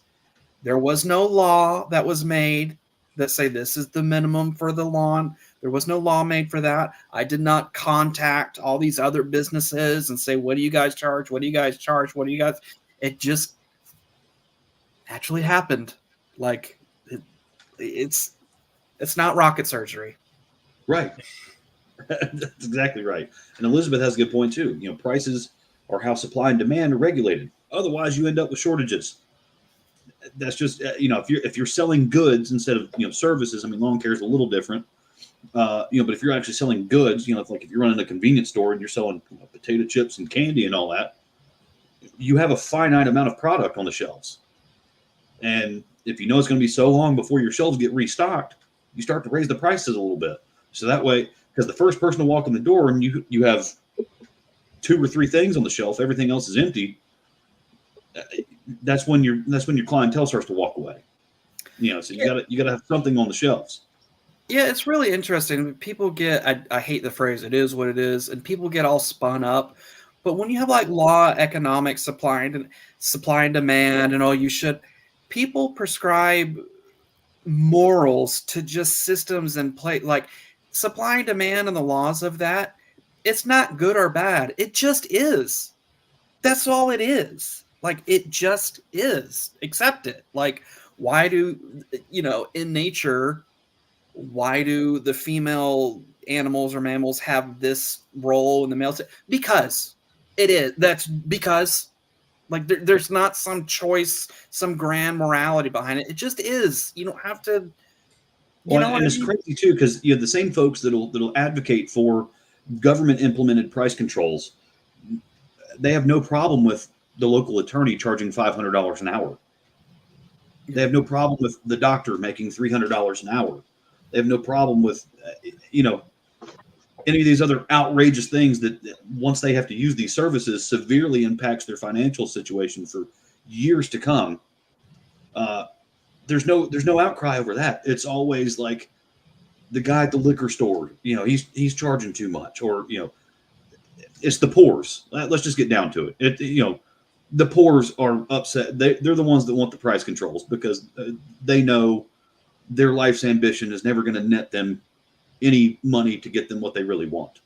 It's funny you bring up the example of liquor stores because, in Virginia and North Carolina with the ABC stores, which are government-run businesses, which are the only place that you're allowed to buy liquor, everybody knows the prices are higher and the supply is worse. There's not as many varieties available, and they're all super expensive compared to other states that allow, private businesses to sell liquor as instead of government stores. But to your broader point, buddy, about morality and economics, economics just by itself is a positive science, which just means it seeks to describe what is happening. It's not putting any morals on top of that. But it doesn't mean that you can't use economics to inform your morality. So if your morality is that you tend to want people to be better off and not worse off, you should heed libertarian economic insights because they will result in people being better off. It is a positive claim, meaning there is no morality or subjectivity involved in it, to say that markets in the absence of government intervention lead to more prosperity than markets with government intervention or socialist governments where there is no market at all. It is up to you to decide whether you want people to be better off or worse off, but that is the only decision you can make. That's exactly So, right. I'm going to click this. A lot of folks. Go ahead. Grumpy says, I blame this on public schools and these idiots vote. Yeah. So, what do you guys, Buddy and Will, what do you guys think? I don't vote. No, that was a good economic explanation. I clip that and I'll show that to Mason #1 in here. I yell. Someone put up a probably from the new Grand Theft Auto, like a crazy scene on a highway with like a Ford Raptor that did a flit and stuff like that. And of course, Gail on Facebook or whatever was just like, "Is that real? Where is this?" And I said, "Are you serious?" And she smarted back like, blah, blah, blah, blah, blah. I said, "If you have to ask if this is real or not, please don't vote." It's just like, come on. That's my closing words. Yeah, there you go. It's just anything from Will. These people are wanting to take money from people because seeing your neighbor have more than you all of a sudden is a grievance and not a motivator. Yeah. Anything on this one, Will? Are you ready to move on? No, man, I just second everything Stephen and Buddy said. It's depressing watching the masses. Cool. Well, this next one is still about the economics and the economy. This is a Fed chairman of, I think, the Milwaukee Bank. I could be wrong about that, but he'll say it during this clip, giving his thoughts on CBC, central bank digital currencies. I can say that a whole lot easier than I can say the short CBDC. version. Yeah, I can't do that. So let's listen to him real quick. Central bank digital currency. Do you think that that is something that you all should be looking into seriously? To what degree should you be looking into it seriously? Just what are your thoughts on CBDC?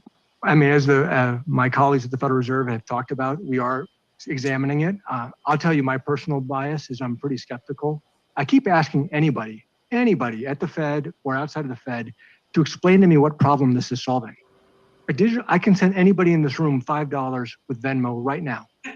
Right? No, seriously. So what is it that a CBDC could do that Venmo can't do? And all I get is a bunch of hand waving. I get a bunch, well, maybe it's better for financial inclusion. Maybe it's better for cross-border remittances. Maybe. Is there any evidence that it is? And, they say, well, what about China? China's doing it. Well, I can see why China would do it.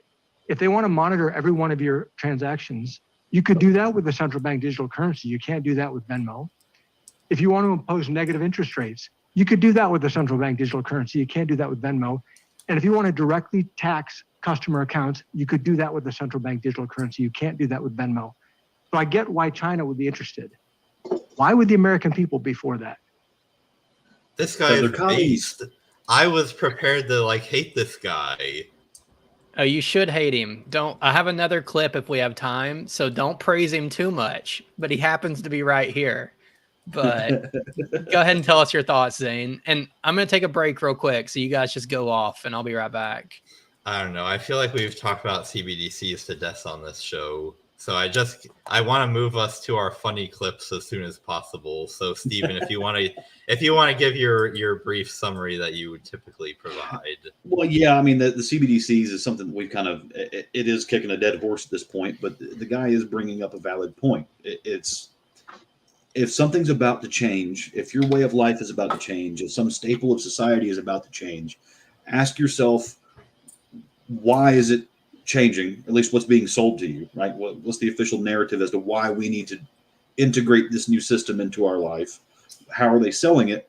And then put yourself in their shoes that if you're trying to sell that to somebody, what would you hide from them?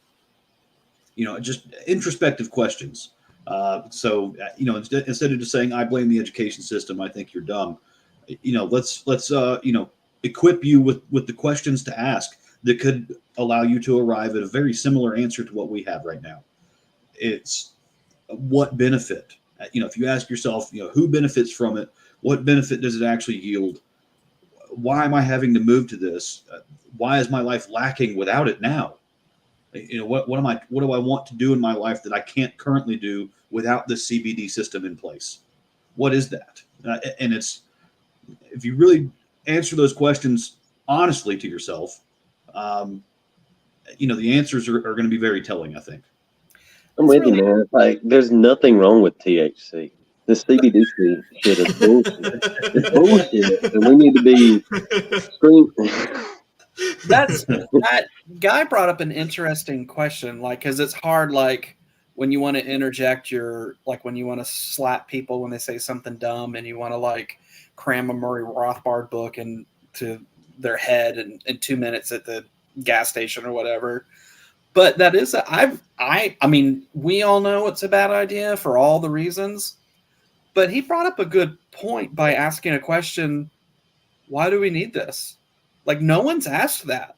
Now, when you say oh, that's exactly why we need it because of this, but from a civilian's point of view, for them to go, yeah, but why do we need this? Why? What is this going to fix? Is it? I'd never questioned that before. I was like, oh yeah, that is a good question. That's a question that you can ask people for it. In words of Trump, why? And Elizabeth says there are still people who are absolutely clueless about CBDCs. We definitely need to keep talking about it. The real question is, are any of those people watching? Maybe on Rumble. We're doing good on Rumble, Zane, all right?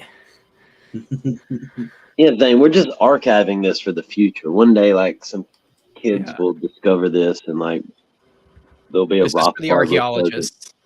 Yeah. This is future lost media. How dare you?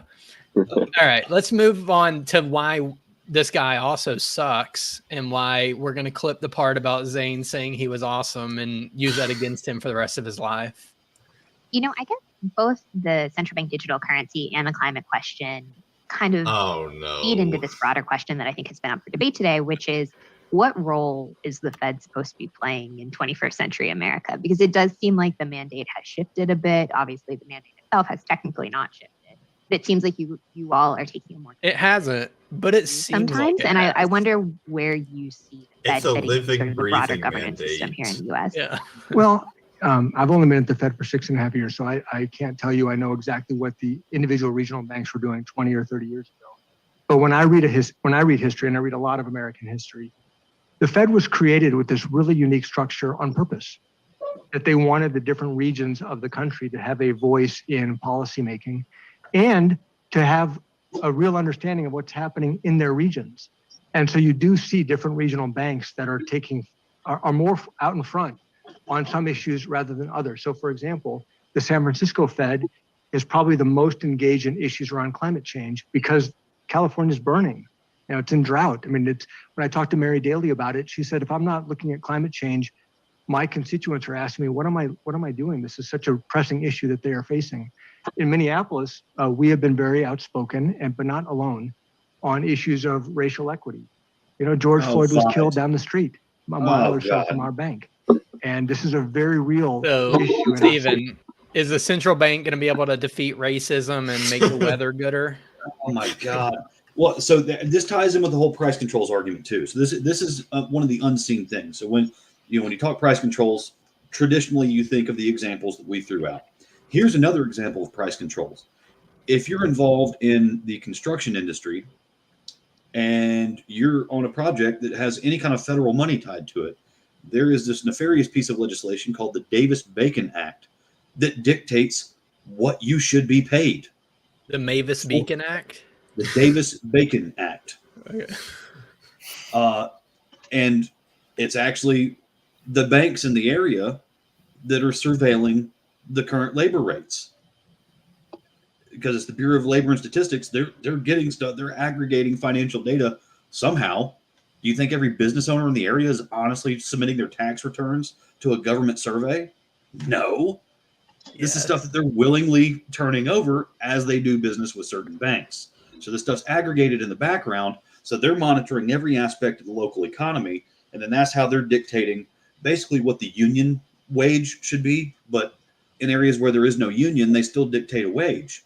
How are they coming up with this data? So it's that's why I'm like, oh God, vomit. And then the whole, the whole racial equality thing in Minnesota. Maybe don't throw 1 million Ethiopians out there. Just a wild guess here, just a swing in the dark. If you got some kind of racial tension there, maybe you don't bring a 1 million Ethiopians that don't want to assimilate into the Midwest. I heard they don't even celebrate Christmas on December 25th. No fish in the bathtub, nothing. So it's the thing we're talking about with like the government prices to contractors. The exact same thing happened with Medicare, where the first couple of years of the 1960s after Medicare was introduced, the increase in medical prices was just way higher than it had been previously, because Medicare was just reimbursing the doctors whatever the doctors told the government that they were going to charge. So guess what the doctors did? They increased their price because they knew that whatever the price was, the government was just going to pay it without batting an eye. And then everybody wonders why healthcare is so expensive. Right.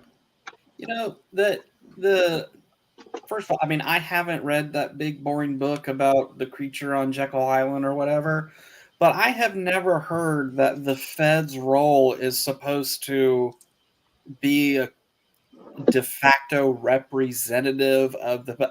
I've never heard that before. They But use the word constituents. Like, that's not a thing. We didn't choose you. Something has been happening. You can see it. If you want to know where we're at as a society in any time, look at the commercials. The commercials of anything are always, this is like a quick synopsis of where we're at in America. For the longest time, truck commercials were about towing capacity and gear ratios and blah, blah, blah. And now it's, hey, our Subarus run on good vibes and love. Go be with your family and scatter your dad's ashes. It's all groovy. It's like, what is happening with like just our businesses and our government is just all based on feelings, like whatever we're feeling. Hey, I drive a Subaru. Don't bash them too hard. Zane, if we had to poll everyone here who drove a Subaru, definitely. I'm the exact opposite of your stereotypical Subaru owner. Do you have a paw print with a who rescued who?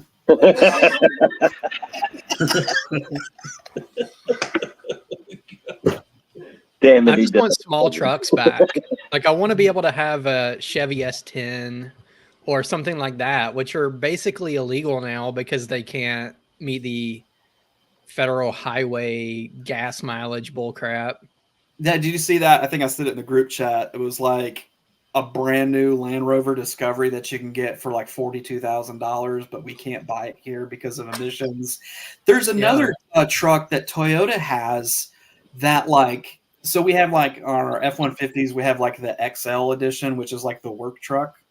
Like it's similar to that. Like there's no radio, there's no like contour things, but it is a full-on pickup truck for $10,000. Yeah, in Indonesia. Is that where it was? Not here. I think so. I read that article. I was like, please come to the U.S. Please come to the U.S. No, freaking Indonesia. But it's just like, it does. I mean, it doesn't have Bluetooth. It does like that. Well, we all have headphones. Like, I need a work truck. Like, it was like, this is perfect. I saw a guy I went to school with who's a builder. He's selling a 2023 Raptor for $130,000, which means he sure didn't buy it for $130,000. He bought it. No, he probably did. Those Raptors are not cheap, bro. Like he probably paid for what I bought my first house with 15 years ago. That's nuts. Those Raptors are about $130,000 brand new. Oh, I bet apparently that runs on good vibes or whatever. Like, yeah, absolutely. But yeah, like there's plenty of trucks, like consumer trucks in other countries that are affordable, but why can't they come here? So retrofit 50 calibers on the back of a pickup truck. Also would love a tractor or at least like a micro mini tractor, but they're still so freaking expensive. Yeah. Like I can't imagine what you're paying for full size ones every now and then. Oh, well, hey, just wait, because with everything getting more and more computerized and mechanized, I know Ford and John Deere specifically have cases that are actually going before the Supreme Court, unless they already have, but they don't want you to be able to work on their vehicles. Yeah. Because John Deere will sue you over it. Yeah, because if you plug into that computer board system and you try to reprogram something to tune it up yourself and change the gear ratios and whatnot, to them you're messing with their intellectual property, which is their underlying operating system. As a farmer, I mean, I think buying a John Deere tractor is laughable now. I mean, unless you are set up with like commodities and leasing it out from the manufacturer and having a mechanic actually do all the work, and it's just they're elaborate pieces of equipment now. On the other end of it, I've bought like a Mahindra tractor. Not like maybe 6 years ago or whatever, but it's a cheap ass Indian version of a tractor. It is everything you could see in like just manufacturing going downhill on every aspect of equipment. So it's just, there's no real good balance anymore. It's either these equipment companies are going like super high end to where like people set up or just paying out the ass for it, but like a good normal size tractor for like an independent farmer like myself, you're getting fucked all the time. Like that's why if you get like an old Massey Ferguson from like 1975, people are paying top dollar for that stuff if it still runs. Mm-hmm. For sure. I got a few old tractors that we've like just kind of like pulled out in the fields and just like, rest in peace, that I've honestly thought about just like pulling them out and rebuilding them before buying another tractor, just to keep a piece of equipment that's actually made with good material. You know what I mean? Like the new shit is, from the engine to the interior, every aspect of it is as cheap as possibly made. We are in the downfall of. And it's the same way with lawnmowers. Like, I'm sure you know, buddy. It's like, I don't know, like all the new lawnmowers, it's like you get this transmission that can't be worked on. Like you basically can't find a manual transmission or even a traditional automatic transmission. And then Australia has way cooler lawnmowers than us. I don't know if you know that, but they have like basically go-karts that also cut brush. And I want one of those, but it's insanely expensive. Plus, getting it from Australia. I think Bobcat makes something though that's got like that front arm with it that'll chew through some brush. Yeah, but I want to ride a go-kart. Yeah. There you go. But I mean, it's like the age-old thing, like what you're talking about with the tractors, Will. It's like there's an old saying with all the old muscle car freaks that if you get a Jaguar, you gotta have a mechanic come live with you. Yeah. Or electrician. Yeah. All right, we got 2 short, funny videos real quick. So let's watch these. Let me remember what this one's even about. Oh, yeah, this is about the stolen bus in Atlanta. So let's watch the news report. Tonight, we start with a look inside a stolen MARTA bus. If you haven't seen this video, watch it. Police say this man hijacked the bus, took it to a Waffle House, and then took it to Stone Mountain. Channel 2's Larry Spruill got new details from MARTA tonight. He's live where this all ended. Larry, that guy's now in jail. And George, they arrested him right here at the main entrance of Stone Mountain Park. Now, tonight, I'm walking you through the video and what happened beforehand. This man, 28-year-old Jamari Lee, is in jail Monday night. He's charged with hijacking a motor vehicle.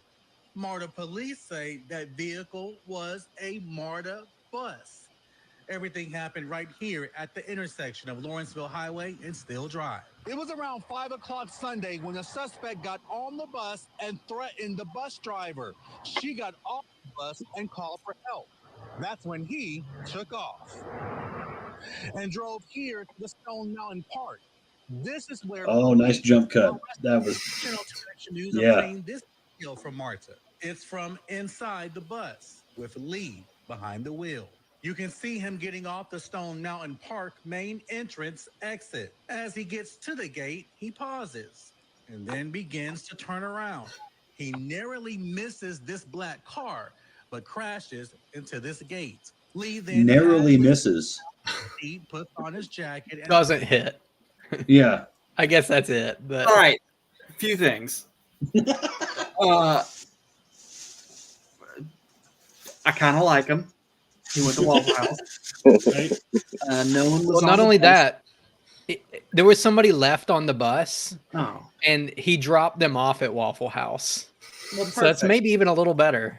But this is a classic where that person's still like a what's the word I'm looking for? Restitution to whoever's a lot more appropriate here than I mean, I think it's just funny. But here's my other thing. I don't understand, and you're going to see it everywhere now. There was no reason for that man, that reporter, to be at the jail at night. There was no reason for him to be at the intersection. 24 hours ago, this happened here. I mean, it's not happening now. It's weird that I'm here, as if it and then not too long ago, this jail he walked through those doors. I mean, not now, but it happened a while ago. So I'm here. It's just like, why are you there? That adds nothing to the story at all. I don't know. It was pretty goofy. It was like that jump cut was a game changer for me. That was just doing a live shot in front of a ticket booth where nothing is happening. Yeah, that's weird. He stole the bus here and then drove it to here. Like that was awesome. That's production value right there.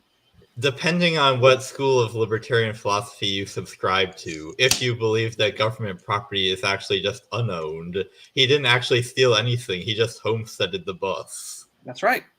I like it. This has got me just thinking about Stone Mountain. Oh, sorry. No, I'm just thinking about Stone Mountain and everything right there. What do you guys think about like them putting Outcast on the mountain? Y'all remember that? Y'all remember that push? The bus thief we should put up there.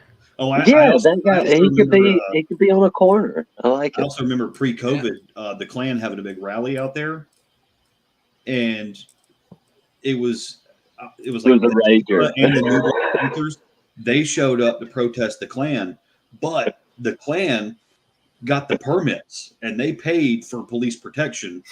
Yes, we did. And so, I mean, yes, we did. And so these folks show up. The Klan's corporate. That's great. I feel like that's a good compromise. Like, we'll keep the Confederate generals, but we're also putting outcasts, and they're going to be there in their caddy right next to you, and everyone's happy. Zach, guys, y'all are higher than me. Can I change that to our header for the Libertarian Party right there? The Twitter page. Can I do that? I mean, the water has to be rainbow colored or something. Like there has to be a rainbow somewhere. I'll throw a rainbow on there. We should link it up.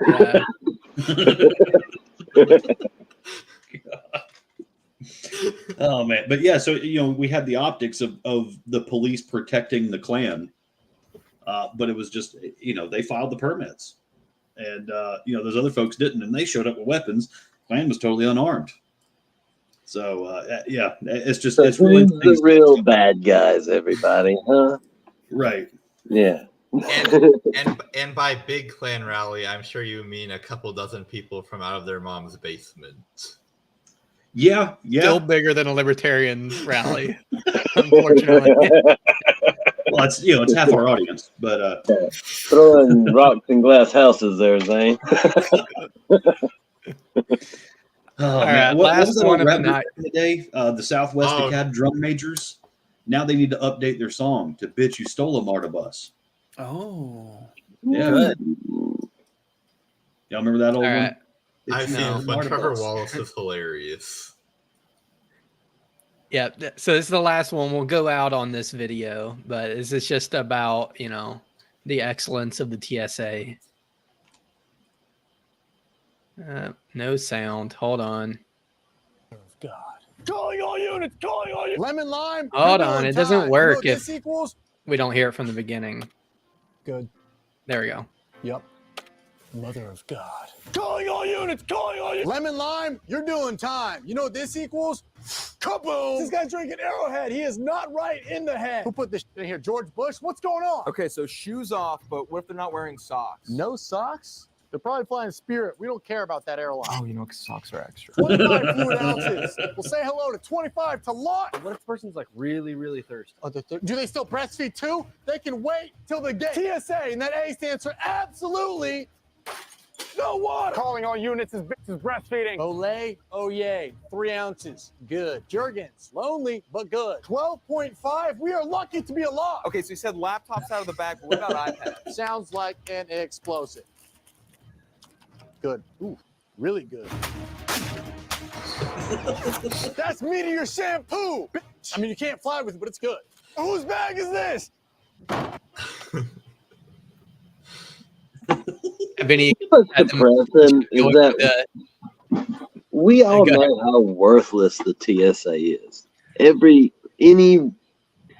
Any American with a brain knows how worthless that entire institution is, and we will continue to fund it until we are all dead. Like it's just going to continue to grow. It is never caught a terrorist, right? Like None. never, not one, Zero. not one, No, zero. not even one. Yeah, They it's- hardly helped the can even CIA catch the frame one. terrorists that are TSA agents pretending to be terrorists. yeah. They do red team exercises, which is on a less cool scale what I do for work. I test security. But they do ones where they like try to bring fake bombs and fake guns and knives and all this stuff through security. They get through 50+% of the time. 80 plus. Yeah. It was some ridiculous number like that, where it's like, you shouldn't exist. Like if you failed at your job 80% of the time, you would not have a job. But them, they would get more money probably. Some of it, or a lot of it, maybe even. So, like, you have, like, the ounces thing. The limit is like, all right, well, let's say I have a team of people, and we all just have just under the limit stuff. Like, we pulled out of Afghanistan. The first thing when that happened, when I saw those people, like, falling off the C-17 or whatever, I was like, all right, so we're done now, right? We can keep our shoes on at the airport. Like, we did it. And I think so many of these rules are so pointless that if the TSA pulls back on it, it will almost like be like they were admitting that it's a waste of time. It was dumb anyway. And then it's a, you know what I mean? People go like, well, why were we doing this? Because your government hates you. That's why. And listen, all those TSA people, you listen to them. Yeah, anyway, so I was with this girl, right? And she was so sad. Oh, hang on. Let me tell you that. I got to check that for explosives. Anyway, I was with this honey last night. I'm like, what? You're not. I feel so safe. Thank you. That's an interesting He point says because TSA, theft, sexual harassment, and assault. It's about right. Go ahead, Zane. Because maybe like TSA pre-check and clear and all that are just ways that they can try to walk it back without either admitting it, but also making people have to pay to get out of it. Because the ads you see in the airport for pre-check and clear are so annoying. Because I literally saw an ad put up by the TSA in the security line that said, "Isn't getting dressed once for the day enough?" And I'm like, you MFers are the one making me get dressed for the second time. I shouldn't have to pay to not have to get dressed the second time. Have you guys ever been out of the country and you're like standing in the security line, taking off your belt and your shoes, and you're just like, oh, nobody else is doing this. It's not a thing here. Oh man, no. I've never been out of the country because after 9/11, that was something I just felt like didn't make sense anymore. But yeah, I mean that's an interesting picture to paint too, because I could imagine being one of those other folks in line, and you see the American, the guy that sets off fireworks in your face twice a year is like, oh, freedom, yeah, oh yeah, how free are you now, chud? We do we fetishize freedom, like in our American culture, but we have just become the biggest disappointments in that throughout my adult life. We're a disappointment. I love the idea foreigners have of Americans as just like these loud mouths, John Wayne, all this shit. But with the war on terror and every other wave of whatever psyop the fucking lizard people have thrown at us the past 2 decades has just destroyed the American culture. We are spinning our wheels. It's depressing to just talk about that scenario of just like being out of the country and taking your belt off and shoes off and shit and seeing French people go, as they're smoking a cigarette with their top off. Yes, eating their French fries as we're like. Don't you mean freedom fries? No, they're French fries to them like bastards because they wouldn't support us slaughtering more Iraqis. But we deserve Biden and Trump as our like representatives and shit. Not us guys. I get you mean. Like everybody together making bad decisions kind of equals that. Yeah, right. Yeah, I mean, because we our vigilance. I mean, we let it happen on Ethiopian Christmas Eve, January 6th. Oh man, that's good. I'm using that. There you go. Damn. All right. We should put the display in the Iowa That's State the new Capitol code word, fellas. We need another Ethiopian Christmas Eve. Stephen, lead the way, brother. Bring your mushy, sticky rice and raisins or whatever, and we're gonna do it. That's Ethiopian cuisine. Okay. This has been a great episode. Yeah. Well, I think we're at the end here. So, Zane, do you have any last words or anything to plug or anything going on with your LP affiliate? What's going on? Merry Christmas. Merry Christmas. Just like your subtitle says. All right. Steven, what about you? I mean, with our affiliate down here in Fayette, Coweta, I mean, we just met and reelected our officers for next year. So did you get really voted? Do what? So did you get voted out? Actually, I did not. Surprisingly, NODA gave me a run for my money, but I stuck it in there. So I mean, we did that. I mean, January is probably going to be just the state convention. Usually, the month where there's a state convention, we tend to not meet just to kind of focus attention on that. So really, I mean, we'll be looking to get back into it in the swing of things in February, which, I mean, that's going to be good. I've got a baby due mid-January. So, yeah, not a whole lot we could do in that wake, but I would just say, focus on state convention. But, obviously, if you got anything, going on in Fayette and Coweta that we need to shine a light on, throw it in here. I'll be sensitive to that. I mean, I do also work in this area. So, I do have to kind of be sensitive to some of those things, but there's a big piece of property here in town that the Fayette Development Authority made $152 million on last year. And why did my property taxes go up the same year? A lot of folks have the same questions, even the local Democrats, lo and behold. So, other than that, I would just say, Merry Christmas, Happy New Year. And, we'll keep doing what we do next year. Yep. And we'll probably be back next week.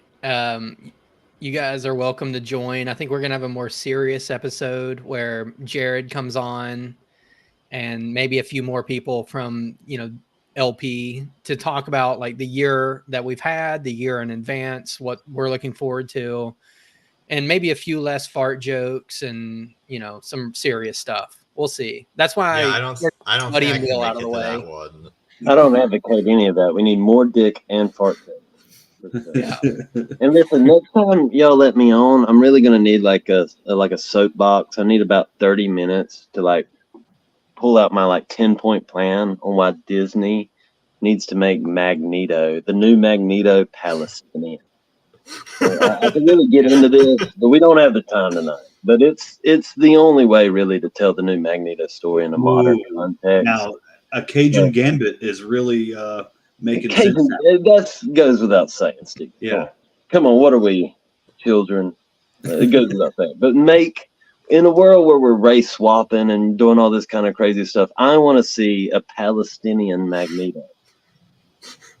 All right, we're putting that out there. We're putting that out there in the universe, fellas. Palestinian Magneto. Let's make it happen. The Muslim Brotherhood of Evil Mutants. It works on so many levels.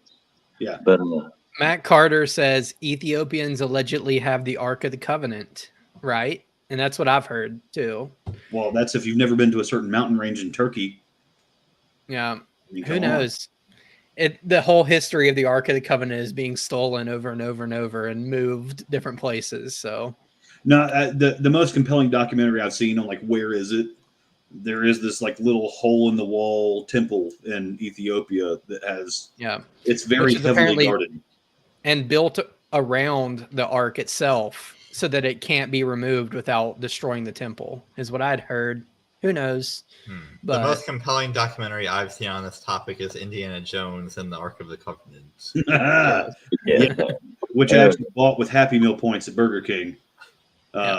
Whatever their Happy Meal equivalent was. That's where I got all of my movie-themed glassware back in the day. What was it? Babes in Toyland. I got a couple of Batman movies, Jurassic Park. Got those VHSs from Burger King, bro. That's where it used to go down. We used to be a proper country. Right? Yeah. All right, and I'll go real quick. I just want to remind everybody to come and join us at lpgeorgia.com/convention and lpgeorgia.com/join. Your support there is what makes this podcast possible. We're not making any money, but we do have a little bit of expenses with this. We pay for hosting. We, would like to expand it, things like that. So if you believe in this independent media, if that's what you can call this, then please come become a member at lpgeorgia.com/join. That stuff goes towards things like this, our messaging on Twitter that Will helps us with. Also, our great executive director, Elizabeth, that's her salary, things like that, we're getting FOIA a lot requests. done. FOIA requests. That's been a big one. Yeah. I mean, I need to really start working on a salary for us Twitter people. I feel like I could really bring a lot to the table if I made some money off this whole liberty. Yes. But yeah, the Open Records Act requests, I think it's FOIA when it's on national level. And I was corrected about this because I sent out emails saying FOIA and someone's like, actually, it's Open Records Act. And I'm like, oh, okay, thank you.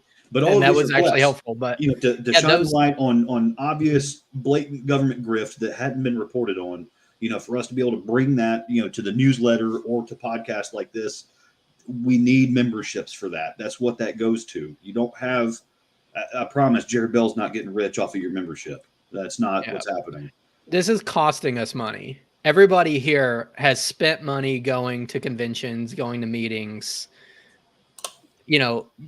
Spooling up this podcast is coming out of Jake's pocket. So, all that we ask in return is that people come join LP Georgia. That's it. So do that. It's $30 or so a year, and you get to be a member, which gets you nothing except the satisfaction that you're helping us. I don't know. Our last meeting, so it was in Fayetteville a couple weeks ago, and there was a dude that pulled. He saw a little sign that we had on the table. He's like, "You with the Libertarians?" I said, "Yeah." He goes, "Oh, let me show you something." I was like, "Okay." And he brought me around the corner, and I thought he was about to pull out a joint or something like that. I was like, "What you got?" And he pulls his card out of his wallet. It was like 1983 LP Georgia, and it was like an actual card. He's like, "Been carrying this around ever since." I was like, "You still got an active membership?" He's like, "No." I was like, "Why is that still in your wallet?" It is strange. It's like, I'm very proud of this, Yeah, but at the same time, that, but like, hey, why I don't want you sit nothing at to the do table with with us? Yeah. All right, Will. Did have Tell us an active membership. Imagine the patience of somebody that would be in this thing for 40 years. Shout out to Martin Cowan. Yeah. He's been there from day one. Hell yeah. Yep, 1973. Yes, sir. Yeah. So what? It took him 2 years to hop on board. Yeah. Yeah. Which that's because, it was probably created in somebody's basement and he just wasn't invited that day. So it's like, It took him, a year or two to figure out this was going on and he was on board. But anyway, Will, tell us what you got going on. Give any plugs. Well, I, buy my wine, promote me to come back here and talk about a Palestinian Magneto. And that's Rabbit Eye Wine. Yeah, rabbiteyewine.com. Buy the blueberry wine. We'll discuss Palestinian Magneto later.